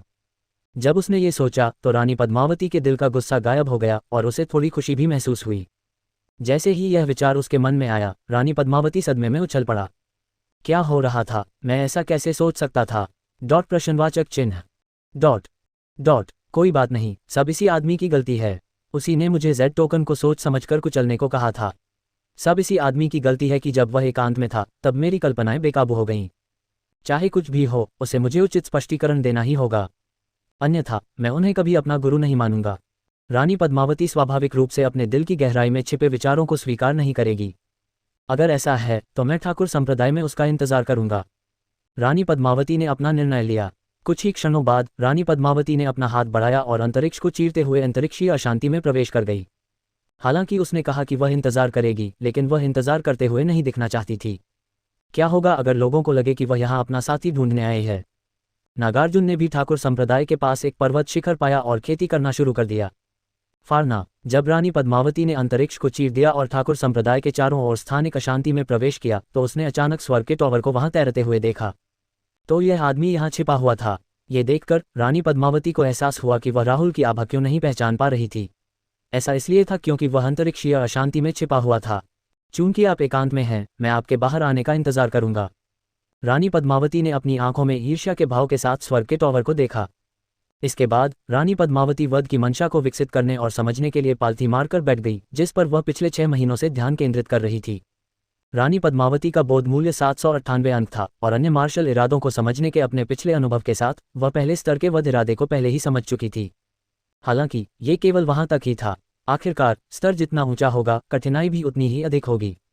इसके अलावा क्योंकि वह राहुल के मामले में व्यस्त थी, रानी पद्मावती की हत्या की मंशा ने उसकी प्रारंभिक सफलता के बाद कोई प्रगति नहीं की थी। यदि वह उच्चतर स्तरों तक पहुंचना चाहती थी, तो उसे आध्यात्मिक वस्तुओं की आवश्यकता थी जो उसे आत्मज्ञान का अनुभव करा सकें। यहाँ तक कि रानी पद्मावती, जो एक प्राचीन महान साम्राज्य का पुनर्जन्म थी, ने भी केवल 3 आध्यात्मिक वस्तुएं प्राप्त की थीं, जो उसे बोध का अनुभव करने की अनुमति देती थीं। इस प्रकार धतूरा का फूल उसके लिए घातक रूप से आकर्षक था। रानी पद्मावती ने गहरी सांस ली और अपनी स्थिति को संभाला। फिर उसने अपनी आध्यात्मिक समझ का इस्तेमाल करके उस रक्तलाल कृपाण में निहित वध के इरादे को परखना और समझना शुरू किया। चूंकि अब वह राहुल के मामले को लेकर चिंतित नहीं थी, इसलिए वह शांति से साधना और समझ पर ध्यान केंद्रित कर सकती थी। आधा साल पलक झपकते ही बीत गया। राहुल को एकांत साधना शुरू किए 1 वर्ष हो गया था। इस 1 वर्ष में ठाकुर संप्रदाय शांतिपूर्ण और लगातार विकसित रहा। इस समय के दौरान राहुल के कर्म पहले से ही पूरे हुआंग्यू क्षेत्र में फैल चुके थे और कई शक्तिशाली विशेषज्ञों को पहले से ही राहुल के अस्तित्व के बारे में पता चल गया था। साथ ही ये तथ्य भी पता चल गया था कि उसने स्वर्ग का टॉवर प्राप्त कर लिया था। कुछ लोग बुरे इरादे रखते थे और कार्रवाई करना चाहते थे, लेकिन निर्णायक क्षण में दिव्य द्वार पवित्र भूमि के पूर्वज स्वयं आगे आए और उन्हें डरा दिया। हालांकि कुछ समय बाद समुद्री जाति ने एक और छोटा आक्रमण शुरू किया और मनुष्यों के साथ छोटे पैमाने पर संघर्ष हुए। ये सुनने के बाद कि समुद्री जाति के राजा क्षेत्र विशेषज्ञ कोई कदम उठा सकते हैं, दिव्य द्वार पवित्र भूमि के पूर्वज व्यक्तिगत रूप से त्यानजिक क्षेत्र में गए। डॉट डॉट डॉट पूर्वज के चले जाने के बाद बुरी नीयत वाले वे विशेषज्ञ एक बार फिर सक्रिय हो गए। स्वर्ग का टॉवर चंद्र दानव रहस्यवादी क्षेत्र में सबसे बड़ा अवसर था, साथ ही एक शक्तिशाली कलाकृति भी थी। फिर भी अब यह एक छोटे से साम्राज्य के एक किसान के हाथ में था। ये बेहद आकर्षक था। जैसा कि कहावत है, पक्षी भोजन के लिए मरते हैं और मनुष्य धन के लिए मरते हैं। जब लाभ हानि से अधिक हो जाएंगे तो स्वाभाविक रूप से ऐसे लोग होंगे जो जोखिम उठाएंगे। यदि वे स्वर्ग का टॉवर अपने लिए प्राप्त कर सके तो यह उनकी शक्ति में बहुत बड़ी वृद्धि होगी। बेशक वे स्वाभाविक रूप से जानते थे कि राहुल की प्रतिभा बेहद राक्षसी थी और अगर उन्होंने राहुल को छुआ तो ये दिव्य द्वार पवित्र भूमि के पूर्वज के मौसम का आह्वान करने की बहुत संभावना थी। फिर भी अभी भी काफ़ी लोग थे जो ऐसा करने को तैयार थे। इसके अलावा पूर्वज ने केवल राजा क्षेत्र विशेषज्ञों को नियंत्रित करने पर ध्यान केंद्रित किया। राजा क्षेत्र विशेषज्ञ के रूप में उनका मानना था कि वह इतना नीचे नहीं गिरेगा कि बिजली क्लेश क्षेत्र और पैटर्न संघनन क्षेत्र साधकों को धमकाए। राहुल, जो स्वर्गीय बिजली के दिल को परिष्कृत करने पर ध्यान केंद्रित कर रहा था, इस सबसे अनजान था। हालांकि जल्द ही राहुल द्वारा स्वर्गीय बिजली के हृदय का शोधन अंततः पूरा हो गया। स्वर्ग के टॉवर के आंतरिक स्थान में डॉट डॉट राहुल आकाश में मंडरा रहा था। उसके चारों ओर हजारों बिजली के बोल्ट थे और आसपास का स्थान विनाशकारी शक्ति से तरंगित हो रहा था। उनकी ताकत में बहुत बड़ा परिवर्तन आया था। न केवल उसकी स्वर्गीय बिजली जैसी मंशा सफल हुई, बल्कि उसके शरीर की शक्ति भी अकल्पनीय स्तर पर पहुंच गई। उसके शरीर का हर इंच और शरीर की हर कोशिका विनाशकारी बिजली की शक्ति से भरी हुई थी। 3 दिन बाद अंधेरी अंतरिक्षीय उथल पुथल के बीच अचानक चमकीली बैंगनी आकाशीय बिजली चमक उठी। उसमें दुनिया के नियमों की एक धुंधली सी झलक थी। कुछ ही क्षणों बाद स्वर्गीय बिजली स्वर्ग के टॉवर पर गिरी। क्या? जब रानी पद्मावती ने यह देखा तो वह चौंक गई। क्या चल रहा है? रानी पद्मावती की नज़र स्वर्गीय बिजली पर पड़ी और उसकी अभिव्यक्ति अत्यंत गंभीर हो गई। उसमें निहित शक्ति उसके दिल की धड़कन बढ़ाने के लिए पर्याप्त थी।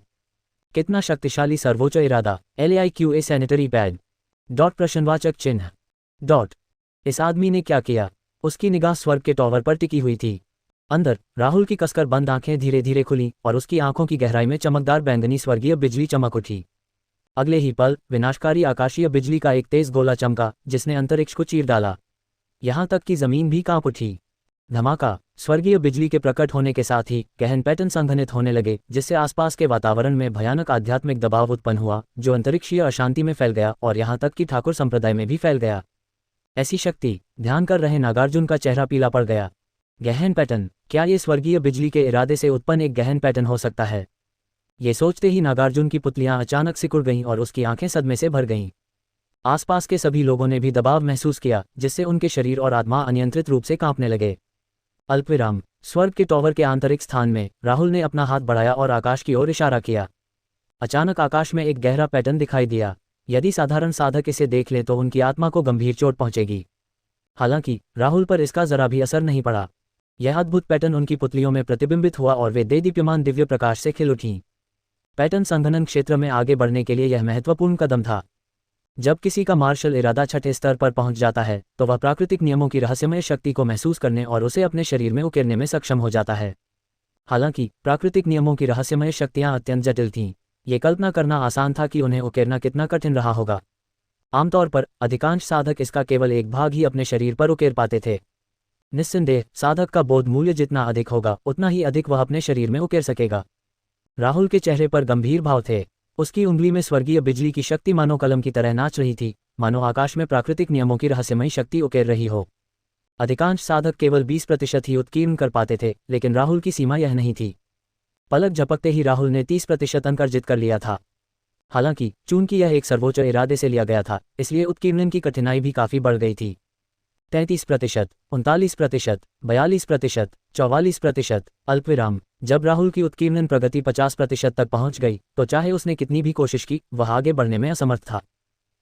डॉट प्रश्नवाचक चिन्ह डॉट डॉट राहुल ने गहरी सांस ली। अपनी वर्तमान शक्ति के साथ प्राकृतिक नियमों की रहस्यमय शक्ति के इस 50% को उकेरने से उसकी सारी आध्यात्मिक शक्ति और उसके आसपास की आध्यात्मिक ऊर्जा नष्ट हो गई थी।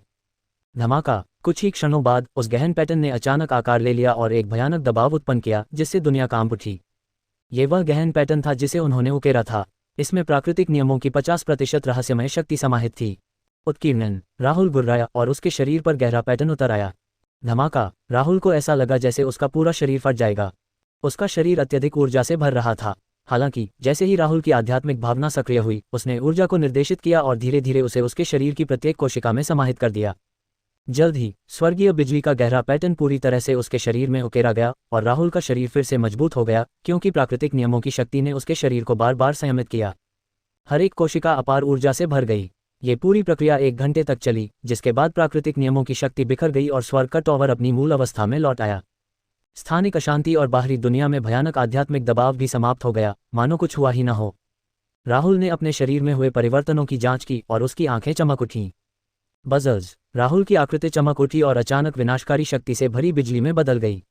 एक पल में वह स्वर्ग के टॉवर के चारों ओर के अंतरिक्ष अवरोध को भेदते हुए अंतरिक्षीय अशांति में प्रकट हो गया। रानी पद्मावती ने अपनी आंखों के सामने एक बैंगनी रोशनी चमकती हुई महसूस की, इससे पहले कि राहुल की आकृति अचानक उसके सामने प्रकट होती। यह आदमी वास्तव में स्वर्गीय बिजली में बदल गया। मेरे प्यारे शिष्य, तुम अंततः अपने गुरु को खोजने आ गए। राहुल की नज़र रानी पद्मावती पर पड़ी और उसके होठों पर एक व्यंग्यात्मक मुस्कान लटक गई। रानी पद्मावती इतना सदमे में था कि कोई प्रतिक्रिया नहीं दे सका। वह बड़ी मुश्किल से यह विश्वास कर पा रही थी कि राहुल ने स्वर्गीय बिजली का गहरा पैटर्न उकेरा है। ये सर्वोच्च इरादे से उत्पन्न एक गहन पैटर्न था। क्या ये कुछ ऐसा था जो उसने अपने पिछले जन्म में प्राप्त किया था, या ये कुछ ऐसा था जो उसने अपने वर्तमान जीवन में प्राप्त किया था? रानी पद्मावती अनिश्चित था। बहरहाल, इसका मतलब था कि राहुल असाधारण था। इससे उसका यह विश्वास और भी पुख्ता हो गया कि राहुल अपनी शक्ति छिपा रहा है। एकमात्र 10वें स्तर का एकता क्षेत्र साधक एक छोटे से वर्ष में आकाशीय बिजली का गहन प्रतिरूप उकेरने में सक्षम नहीं हो सकता था। फिर अंततः उसने प्रतिक्रिया व्यक्त की, आप बकवास कर रहे हैं। मैं आपका शिष्य कब बना? ये सुनकर राहुल का मुंह खुला का खुला रह गया। क्या यह महिला वास्तव में किसी प्राचीन महान साम्राज्य का पुनर्जन्म थी? ये तसुंडेरे बहुत ही प्यारा था। हे, अगर तुम मेरे शिष्य नहीं बनना चाहते थे तो तुमने उस जेड टोकन को क्यों कुचला? राहुल के होंठों पर मुस्कुराहट आ गई जब उसने उसे चिढ़ाते हुए देखा। उस जेड टोकन की बात करके तो मैं गुस्से से पागल हो गया हूं। तुम साफ तौर पर मेरे साथ खिलवाड़ कर रहे थे, वरना जेड टोकन को कुचलने के बाद मैंने तुम्हें क्यों नहीं देखा? प्रश्नवाचक चिन्ह। फारना। जैसे ही वे दोनों एक दूसरे को जवाब दे रहे थे, उनके चारों ओर का स्थान अचानक हिल गया और नागार्जुन की आकृति प्रकट हुई।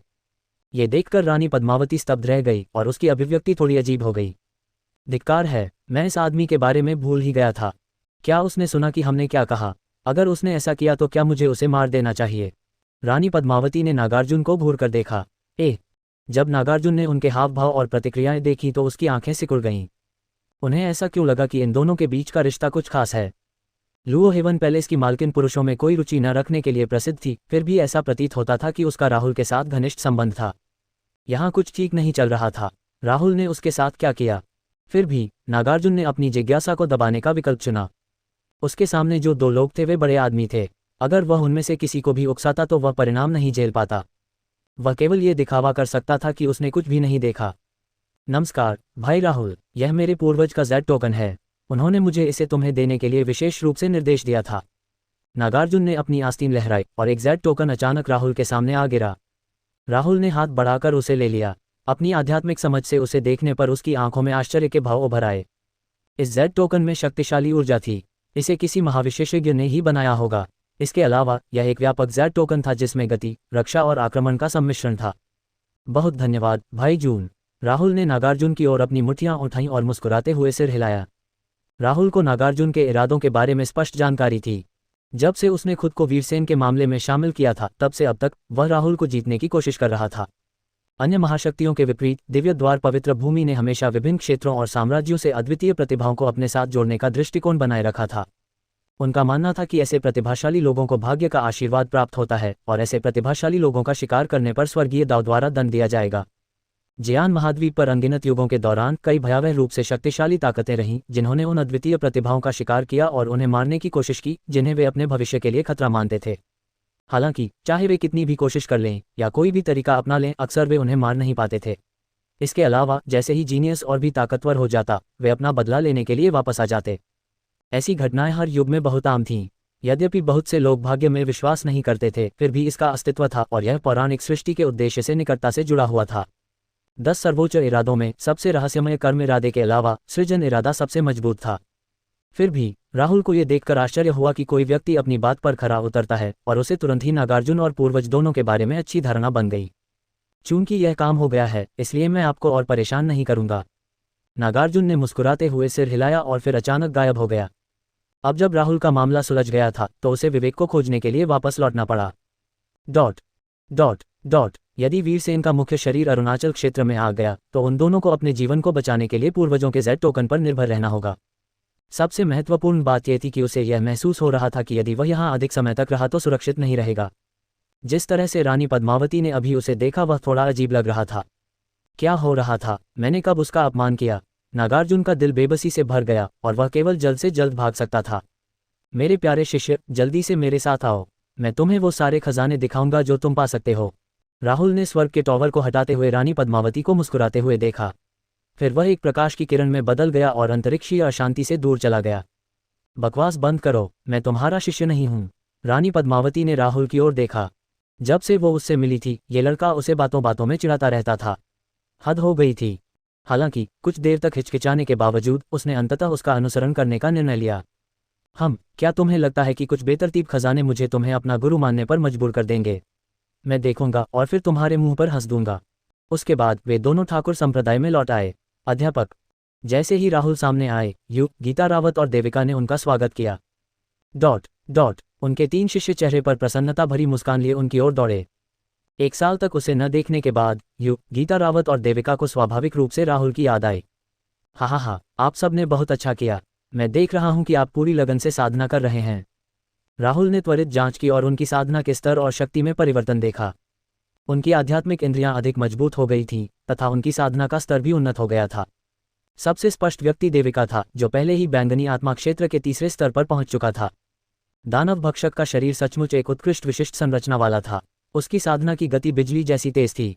यद्यपि और गीता रावत के साधना स्तर में वृद्धि नहीं हुई थी, फिर भी उनकी साधना की नींव मजबूत हो गई थी और उनकी आध्यात्मिक इंद्रियां पहले से कहीं अधिक मजबूत थीं।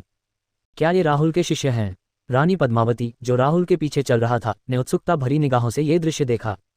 उसने राहुल के बारे में सब कुछ जांच लिया था, इसलिए स्वाभाविक रूप से वह और अन्य लोगों की पहचान जानती थी।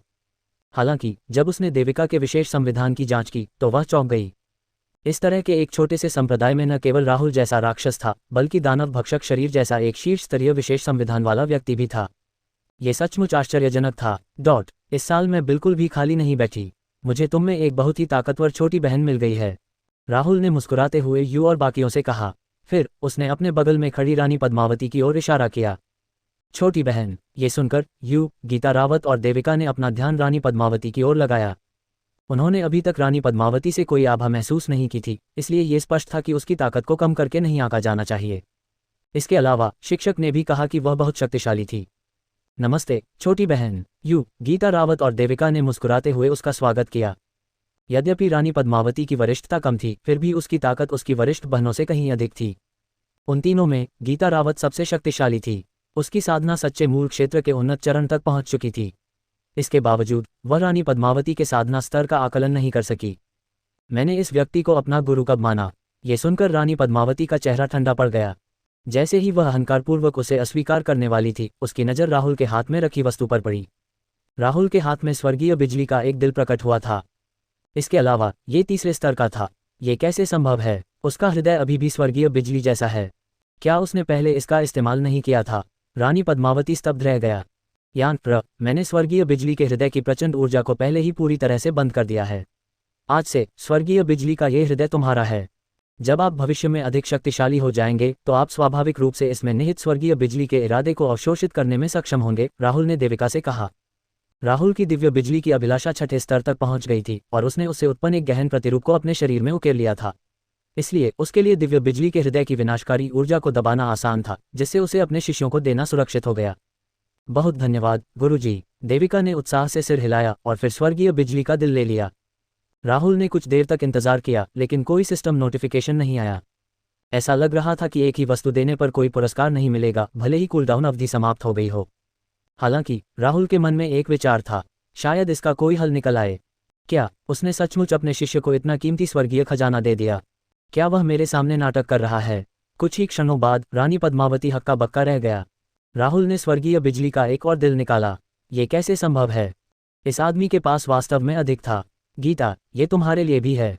समय आने पर मैं इसे निखारने में तुम्हारी मदद करूंगा। जैसे ही उसने बोलना समाप्त किया, राहुल ने गीता रावत को स्वर्गीय बिजली का 5वां स्तर का हृदय दिया।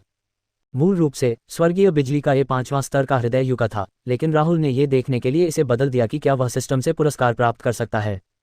डिंग, चूंकि मेजबान ने अपने शिष्य को 5वें स्तर का स्वर्गीय बिजली का हृदय दिया है, मेजबान को यादृच्छिक रूप से 3x महत्वपूर्ण पुरस्कार मिला है। बधाई हो, मेजबान को 5वें स्तर का स्वर्गीय बिजली का हृदय प्राप्त हो गया है। इसने काम किया, ये देखकर राहुल के होठों पर मुस्कान आ गई। यद्यपि गुणक अधिक नहीं था, कम से कम उसने इससे एक पुरस्कार अर्जित किया था जो उसे अपने खजाने और संसाधनों की आपूर्ति बढ़ाने का एक और अवसर प्रदान करेगा।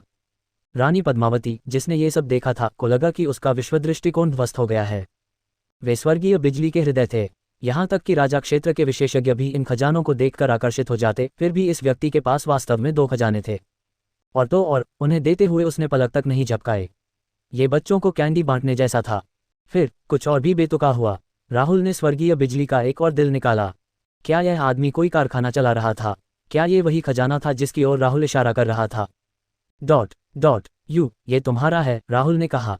बहुत धन्यवाद गुरुजी। डिंग, चूंकि मेजबान ने अपने शिष्य को 5वें स्तर का स्वर्गीय बिजली का हृदय दिया है, मेजबान को एक यादृच्छिक 2x महत्वपूर्ण पुरस्कार मिला है। बधाई हो, मेजबान को 5वें स्तर का स्वर्गीय बिजली का हृदय प्राप्त हो गया है। पहले की तरह ही गुणक काफी कम था। संभवतः यह नियमों का उल्लंघन करने पर उसे दंडित करने का सिस्टम का अपना तरीका था। किसी भी हालत में यह उसकी वस्तुओं को बढ़ाने का एक उपयोगी तरीका था। इसके अलावा उसके अंतरिक्ष भंडार में स्वर्गीय बिजली के 2 और दिल थे। सबसे महत्वपूर्ण खोज ये थी कि वह अपने शिष्यों को दी गई वस्तुओं को पुनः प्राप्त कर सकता था और कूलडाउन अवधि समाप्त होने के बाद वह उन्हें और अधिक पुरस्कार प्राप्त करने के लिए वापस दे सकता था। यह एक अनंत लूप था। उसके बाद राहुल ने धतूरा का फूल निकाला। जब रानी पद्मावती ने यह देखा तो वह चुप हो गई। उसे समझ नहीं आ रहा था कि क्या कहे। वह इतनी कीमती चीजें इतनी आसानी से क्यों और कैसे दे रहा था? इसके अलावा उसके पास इतने सारे क्यों थे? ये तो सचमुच ही आश्चर्यजनक था। राहुल को किस प्रकार का महान भाग्य प्राप्त हुआ था कि उसने इतने सारे खजाने जमा कर लिए। मस्क का निजी पारिवारिक झगड़ा, वह नाटक जो आपने नहीं सुना होगा। ये देखकर कि राहुल देविका को वध का फूल देने वाला था, शांगुआन वान एर अंततः इसे और नहीं रोक सका।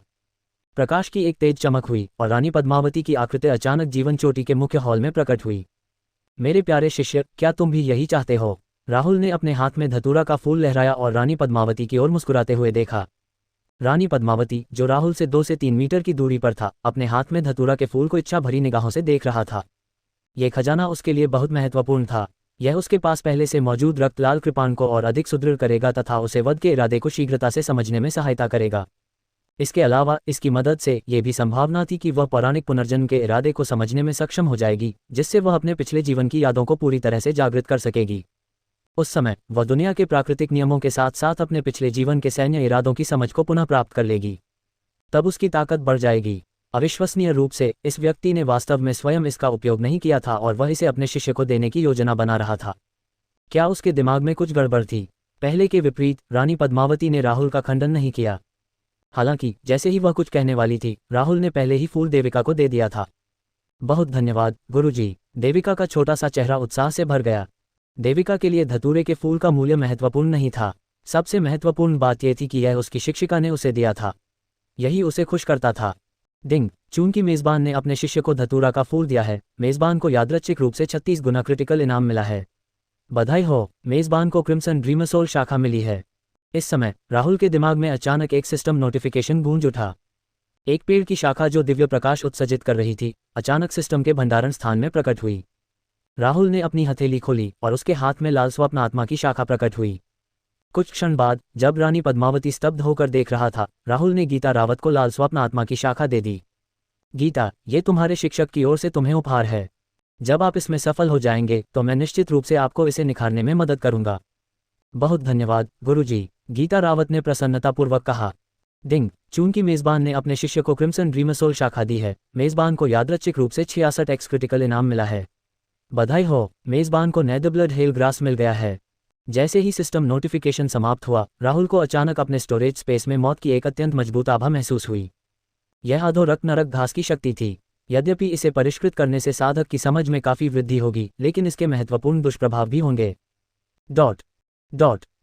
अधोरक्त नरक घास को परिष्कृत करने वाले साधक के लिए एक निश्चित शक्ति की आवश्यकता होती थी। यदि वे पर्याप्त रूप से शक्तिशाली नहीं होते तो मृत्यु की आभा उनकी चेतना में प्रवेश कर उन्हें पागल कर देती। बेशक यदि किसी की आध्यात्मिक शक्ति काफी मजबूत है तो वह इस दुष्प्रभाव से मुक्त रहेगा। ऐसा कहा जा रहा है कि राहुल के किसी भी शिष्य में अभी तक इसे परिष्कृत करने की क्षमता नहीं थी। इसके अलावा ये केवल तभी खतरनाक होगा जब वे उसकी मदद के बिना व्यक्तिगत रूप से इसे परिष्कृत करेंगे, जो कभी नहीं होगा क्योंकि राहुल सिस्टम से पुरस्कार प्राप्त करने का हर अवसर लेगा। जब राहुल ने अधोरक्त नरक घास निकाली तो सभी को आश्चर्य हुआ। राक्षसी रक्त लाल आभा अचानक फैल गई और एक पल में पूरे ठाकुर संप्रदाय को ढक लिया। जब ठाकुर संप्रदाय के साधकों को यह बात महसूस हुई तो उनके भावों में भारी परिवर्तन आ गया। कुछ कमजोर लोग ऐसे कांप रहे थे मानो वे नरक के गड्ढों में गिर गए हों। इस बार एल्डर राहुल ने क्या किया? यद्यपि वे नहीं जानते थे कि यह घटना कैसे घटी, लेकिन जो कुछ भी असामान्य था उसका संबंध राहुल से अवश्य था। उसके बगल में रानी पद्मावती पूरी तरह से हक्की बक्की रह गई। वह राहुल के हाथ में पड़ी अधोरक्त नरक घास को हैरानी भरी नजरों से देख रही थी। डॉट डॉट जैसे ही राहुल इसे यू को देने वाला था, रानी पद्मावती खुद को अनजाने में कुछ कदम आगे बढ़ने से नहीं रोक सकी। वह ललचा गई। वह ये खजाना चाहती थी। हालांकि जैसे ही उसने अपना हाथ उठाया उसे कुछ याद आ गया और उसने अपना हाथ नीचे रखने से पहले अपने दांत पीस लिए। ये तो उसने अपनी शिष्या को दिया था, इसका उससे क्या संबंध था? आखिरकार फैसला लेने से पहले वह काफी देर तक सोचती रही। उसने अपने होंठ हल्के से काटे और दृढ़ निश्चय से राहुल को देखा। अगर मैं आपको अपना गुरु मान लूं तो क्या आप मुझे सचमुच इतना अनमोल खजाना देंगे? नहीं। राहुल ने रानी पद्मावती की ओर देखा और अपना सिर हिलाया। उसका शरीर कांप उठा और उसने अपना सिर नीचे झुका लिया। जैसी उम्मीद थी, ये लड़का उसके साथ खेल रहा था।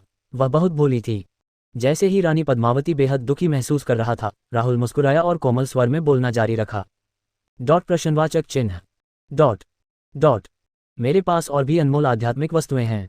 अगर आपको उनकी जरूरत हो तो मैं उन्हें कभी भी आपको दे सकता हूं। रानी पद्मावती की आंखें अचानक चमक उठीं।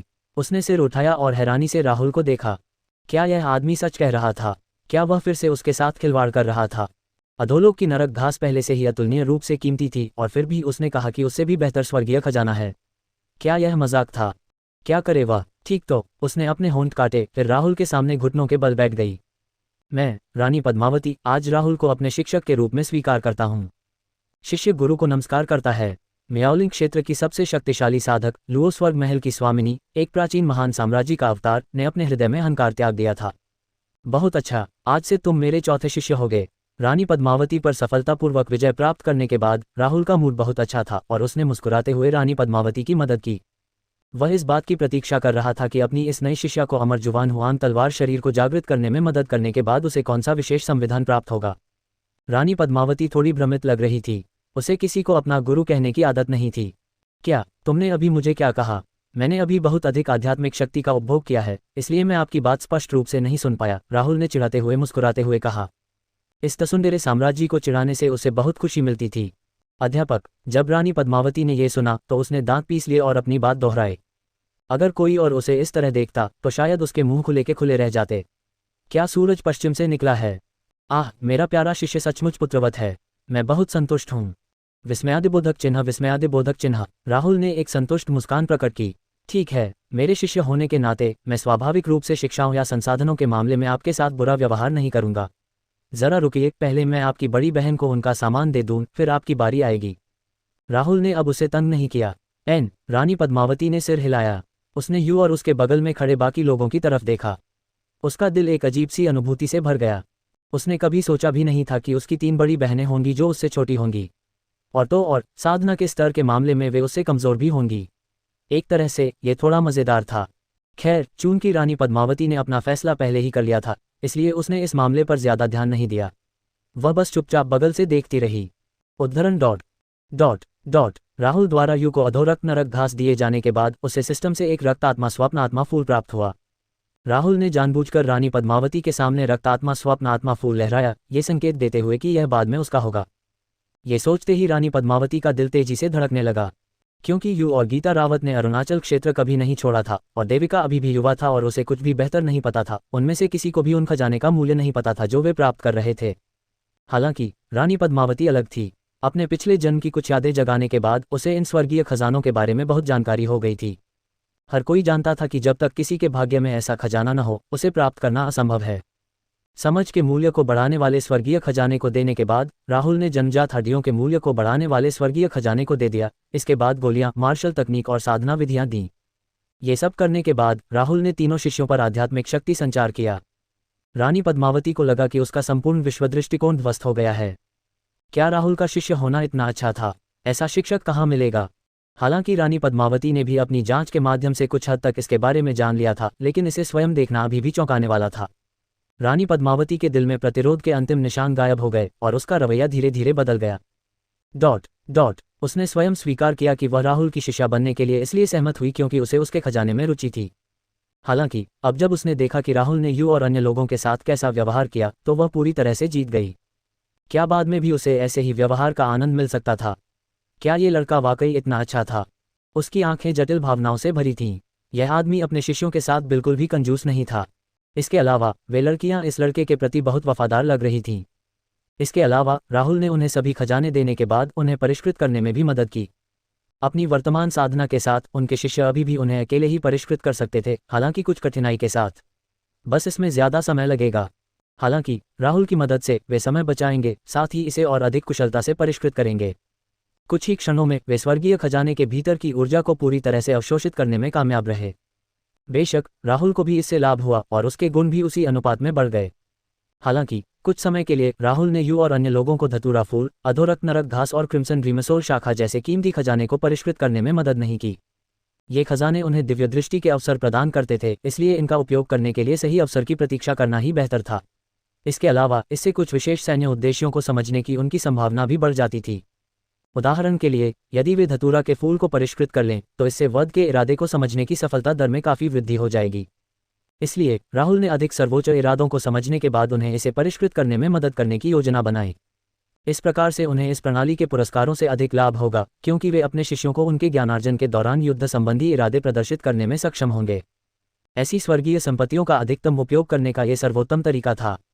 ये सब करने के बाद राहुल ने अपने लिए, यू और अन्य लोगों के लिए विशेषता पैनल सक्रिय कर दिए। राहुल, समझ मूल्य 749, जन्मजात अस्थिमान 728, विस्मयादिबोधक चिन्ह, यू, समझ मूल्य 354, जन्मजात अस्थिमान 387, गीता रावत, समझ मूल्य 369, जन्मजात अस्थिमान 394, देविका, समझ मूल्य 622, जन्मजात अस्थिमान 649। यू और गीता रावत के गुण देविका से काफ़ी कम थे। ऐसा लग रहा था कि भविष्य में उसे इन दोनों लड़कियों के लिए ज़्यादा संसाधन आवंटित करने होंगे। उसके बाद राहुल ने आध्यात्मिक शक्ति संचार समाप्त कर दिया। बजर्स, कुछ ही क्षणों बाद यू, गीता रावत और देविका की ताकत बहुत बढ़ गई। एक क्षण में शक्तिशाली आध्यात्मिक दबाव अचानक फैल गया और ठाकुर संप्रदाय को अपने घेरे में ले लिया। जब राघव और दूसरे बुजुर्गों को यह एहसास हुआ तो वे अवाक रह गए। हालांकि उनके दिल ईर्ष्या से भर गए। वे जानते थे कि राहुल ने फिर से आध्यात्मिक शक्ति संचार किया था। राहुल ने ठाकुर संप्रदाय के लिए बहुत सारे साधना संसाधन भी छोड़े थे, जिसके परिणामस्वरूप संप्रदाय की समग्र शक्ति में उल्लेखनीय वृद्धि हुई थी। फिर भी इसकी तुलना उनके शिष्यों से नहीं की जा सकती। यू वास्तविक मूल क्षेत्र के प्रारंभिक चरण तक पहुंच चुका था। गीता रावत, स्वर्णकोर क्षेत्र का प्रारंभिक चरण। देविका, बैंगनी आत्मा क्षेत्र का 9वां स्तर। उसी समय सिस्टम के पुरस्कारों के कारण राहुल को भी एक बड़ी साधना वृद्धि प्राप्त हुई, विशेष रूप से देविका से, जिससे उसे 1000x महत्वपूर्ण पुरस्कार प्राप्त हुआ। ऐसा कहा जा रहा है कि राहुल एक पैटर्न संघनन क्षेत्र का विशेषज्ञ बना रहा। हालांकि शारीरिक शक्ति के मामले में वह पहले से ही 6 पैटर्न संघनन क्षेत्र के विशेषज्ञ के बराबर था। पैटर्न संघनन क्षेत्र के विशेषज्ञों को उनके शरीर पर उत्कीर्ण गहन पैटर्न की संख्या के आधार पर वर्गीकृत किया गया था। इस प्रकार यद्यपि राहुल को साधना में वृद्धि प्राप्त हुई, फिर भी वह अगले स्तर तक नहीं पहुंच पाया, बल्कि उसे फिर से प्राकृतिक नियमों की शक्ति का बपतिस्मा प्राप्त हुआ। सौभाग्य से राहुल ने आध्यात्मिक इंद्रिय संयम तकनीक विकसित कर ली थी, अन्यथा उसे अपनी शक्ति को नियंत्रित करने में परेशानी होती। मुझे आश्चर्य है कि बिजली संकट क्षेत्र के विशेषज्ञ कितने शक्तिशाली हैं, राहुल ने खुद से सोचा। बिजली क्लेश क्षेत्र एक अत्यंत कठिन साधना क्षेत्र था, क्योंकि उन्हें इसमें सफल होने के लिए क्लेशों से गुजरना पड़ता था। यदि कोई बिजली के कष्टों से बच सकता है तो वह प्राकृतिक नियमों को नियंत्रित करने में सक्षम हो सकता है और राजा क्षेत्र विशेषज्ञ बन सकता है, जिसे ये नाम इस तथ्य के कारण दिया गया था कि वे अपने आसपास के क्षेत्र पर शासन करते थे। हालांकि यदि वे असफल हो गए तो केवल मृत्यु ही उनका इंतजार करेगी। इसके अनुरूप पैटर्न संघनन क्षेत्र बहुत महत्वपूर्ण था। कोई व्यक्ति अपने शरीर में जितने गहरे पैटर्न उकेरता है, बिजली के कष्टों से पार पाने की उसकी संभावना उतनी ही अधिक होती है। यद्यपि साधकों को बिजली के क्लेश क्षेत्र तक पहुंचने के लिए अपने शरीर में केवल 5 गहन पैटर्न उकेरने की आवश्यकता थी, लेकिन ऐसा करना अत्यंत जोखिम भरा था। इसके अलावा भले ही वे बिजली के कष्टों से बचने के लिए पर्याप्त भाग्यशाली हों, वे केवल सबसे कमजोर राजा क्षेत्र विशेषज्ञ होंगे। राहुल बाकियों से अलग था। वह पैटर्न संघनन क्षेत्र के महान चक्र का पीछा करना चाहता था और एक अजेय राजा क्षेत्र विशेषज्ञ बनना चाहता था। प्राचीन काल में एक कहावत थी कि यदि कोई व्यक्ति पैटर्न निर्माण क्षेत्र में 10 गहन पैटर्न उकेरने में सक्षम हो तो उसे एक महान सम्राट की क्षमता वाला माना जाता था। हालांकि यदि कोई 10 सर्वोच्च गहन पैटर्न उकेर दे तो क्या होगा? यह एक अजेय मार्ग था जिस पर पहले कभी कोई नहीं चला था। यहाँ तक कि उन प्राचीन सर्वशक्तिमान विशेषज्ञों ने भी इसका प्रयास नहीं किया था, यहाँ तक कि पुनर्जन्म के साथ भी नहीं। पुनर्जन्म के उद्देश्य में निपुणता के बिना पुनर्जन्म प्राप्त प्राणी अपनी स्मृतियों को पूरी तरह से तभी प्राप्त कर पाते जब वे बिजली के क्लेश क्षेत्र में पहुंचते, और तब तक वे उस अवसर से चूक चुके होते। यह एक ऐसा बेजोड़ रास्ता है जिसे कोई और अनंत काल तक हासिल नहीं कर सकता। चाहे ये कितना भी मुश्किल क्यों ना हो, मैं डटा रहूंगा, राहुल ने मन ही मन कहा। हालांकि सिस्टम की सहायता के बावजूद उन्हें आगे बढ़ने के लिए समय की आवश्यकता थी। ऐसा करने के लिए उसे जीवन रक्षक तुरुप के पत्तों की जरूरत थी। नागार्जुन द्वारा लाया गया जेड टोकन ऐसा ही एक तुरुप का पत्ता था। राजा के दायरे में पहुंचने के बाद जेड टोकन बनाते समय विशेषताओं को अलग करने की जरूरत नहीं रह गई। ये व्यापक जेड टोकन आक्रमण, गति और रक्षा को एक साथ जोड़ते थे। जब तक जेड टोकन को कुचला जाता तब तक ये राजा क्षेत्र विशेषज्ञ की एक प्रेत छवि को संघनित कर देता, जो थोड़े समय के लिए उनकी 80% शक्ति के साथ फूट सकता था। यान 8, यही वो तुरुप का पत्ता है जो मैं तुम्हें देने जा रहा हूं। अगर तुम किसी मुश्किल स्थिति का सामना करोगे तो तुम उसे कुचल सकते हो। उसके बाद राहुल ने देविका को जेड टोकन दिया। बहुत धन्यवाद गुरुजी, देविका खुशी से मुस्कुराया। उसके लिए दुनिया की सबसे खुशी की बात थी अपने शिक्षक से उपहार पाना। डिंग, चूंकि मेजबान ने अपने शिष्य को एक जेड टोकन मध्य चरण का राजा क्षेत्र दिया है, मेजबान को एक यादृच्छिक 7x महत्वपूर्ण इनाम मिला है। बधाई हो, मेजबान को एक जेड टोकन उन्नत चरण का राजा क्षेत्र प्राप्त हुआ है। जैसे ही उसने बोलना समाप्त किया, राहुल के भंडारण स्थान में एक और जेड टोकन दिखाई दिया। फिर राहुल ने यू और गीता रावत के साथ भी वही किया। डिंग, चूंकि मेजबान ने अपने शिष्य को एक जेड टोकन उन्नत चरण राजा क्षेत्र दिया है, मेजबान को एक यादृच्छिक 10x महत्वपूर्ण इनाम मिला है। बधाई हो, मेजबान को एक जेड टोकन प्रारंभिक चरण स्वर्गीय राजा क्षेत्र प्राप्त हुआ है। डिंग, चूंकि मेजबान ने अपने शिष्य को एक जेड टोकन प्रारंभिक चरण का स्वर्गीय राजा क्षेत्र दिया है, मेजबान को एक यादृच्छिक 23x महत्वपूर्ण इनाम मिला है। बधाई हो, मेजबान को एक जेड टोकन उन्नत चरण का स्वर्गीय राजा क्षेत्र प्राप्त हुआ है। अपने भंडारण स्थान में जेड टोकन को देखते हुए राहुल को अचानक अधिक आत्मविश्वास महसूस हुआ। यह उनका सबसे मजबूत तुरुप का पत्ता था। बेशक वह इसे रानी पद्मावती को भी दे सकता था ताकि उसे एक मजबूत जेड टोकन प्राप्त हो सके।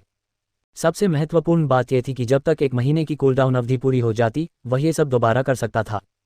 यदि उसका सामना वास्तव में किसी राजा क्षेत्र विशेषज्ञ से होता तो वह सबसे पहले यू और अन्य लोगों से उनके जेड टोकन को कुचलवा सकता था, और उसका जेड टोकन ही उसका अंतिम तुरुप का पत्ता होता। आप सभी को अपनी आध्यात्मिक इंद्रियों को संयमित करने की तकनीक को उचित रूप से विकसित करना चाहिए और जितनी जल्दी हो सके अपनी शक्ति पर पूर्ण नियंत्रण पाने का प्रयास करना चाहिए। उसके बाद तुम उन युद्ध तकनीकों और साधना विधियों को सीख सकते हो जो मैंने तुम्हें पहले सिखाई थी। मैं अपने खाली समय में तुम्हारा युद्ध साथी भी बनूंगा, राहुल ने यू और बाकी लोगों से कहा। हम गुरु के निर्देशों का पालन करेंगे, यू, गीता रावत और अन्य लोगों ने एक स्वर में उत्तर दिया। ठीक है, मेरे साथ आओ। राहुल की नज़र रानी पद्मावती पर पड़ी। उसकी आस्तीन के एक झटके से अचानक एक विशाल स्थानिक दरार उभर आई, जिससे स्थानिक अशांति फैल गई। रानी पद्मावती का साधना स्तर बहुत ऊंचा था, इसलिए बाद में सिस्टम के पुरस्कारों के दुष्प्रभावों से बड़ी हलचल मच सकती थी। सावधानीपूर्वक विचार करने के बाद राहुल ने स्थानिक अशांति में इससे निपटने का फैसला किया। रानी पद्मावती ने थोड़ा उत्साहित होकर सिर हिलाया। वह राहुल के पीछे पीछे अंतरिक्षीय अशांति में चली गई। जैसे ही वे स्थानिक अशांति में प्रवेश कर गए, राहुल ने रानी पद्मावती का हाथ पकड़ लिया और उन दोनों को स्वर्गीय बिजली के बोल्ट में बदल दिया, जो स्थानिक अशांति की गहराई में चमक रहे थे। थोड़े ही समय में उन्होंने बहुत बड़ी दूरी तय कर ली और अंतरिक्षीय अशांति में एक अत्यंत स्पष्ट स्थान पर पहुंच गए। ये स्थान अत्यंत विनाशकारी शक्ति से भरा हुआ था तथा चारों ओर अत्यंत तीक्ष्ण स्थानिक ब्लेड उड़ रहे थे। उसके बाद राहुल ने स्वर्ग के टॉवर को बाहर निकाला और रानी पद्मावती को उसके आंतरिक स्थान में ले आया। आप इसे कैसे पसंद करते हैं? जैसे ही वे आंतरिक स्थान पर पहुंचे, राहुल ने रानी पद्मावती को मुस्कुराते हुए देखा। हर कोई उनके शानदार प्रदर्शन को देख रहा था। यहाँ स्थानिक इरादे के निशान बहुत मजबूत हैं। रानी पद्मावती की आंखों में एक अजीब सी रोशनी चमक उठी। तो फिर अब क्या हाल है? राहुल ने अपनी आस्तीन लहराई और एक रहस्यमय ऊर्जा फैल गई। क्या ये कर्म की शक्ति है? क्या तुमने सचमुच कर्म के इरादे को समझा? रानी पद्मावती की अभिव्यक्ति में भारी परिवर्तन आया। उसकी आंखें सदमे से भर गईं। राहुल द्वारा कर्म की शक्ति को सक्रिय करने के बाद वह अपने और राहुल के बीच कर्म की रेखाएं देख सकती थी। रानी पद्मावती अवाक रह गया। वह स्वर्ग के टॉवर को इसलिए प्राप्त करना चाहती थी क्योंकि उसमें स्थानिक उद्देश्य निहित था। हालांकि उसने यह उम्मीद नहीं की थी कि स्वर्ग के टॉवर में कर्म संबंधी उद्देश्य भी निहित होगा। अकेले इससे ही स्वर्ग के टॉवर का मूल्य कई गुना बढ़ गया। क्या आप स्वर्ग का टॉवर चाहते हैं? राहुल ने मुस्कुराते हुए रानी पद्मावती की ओर देखा।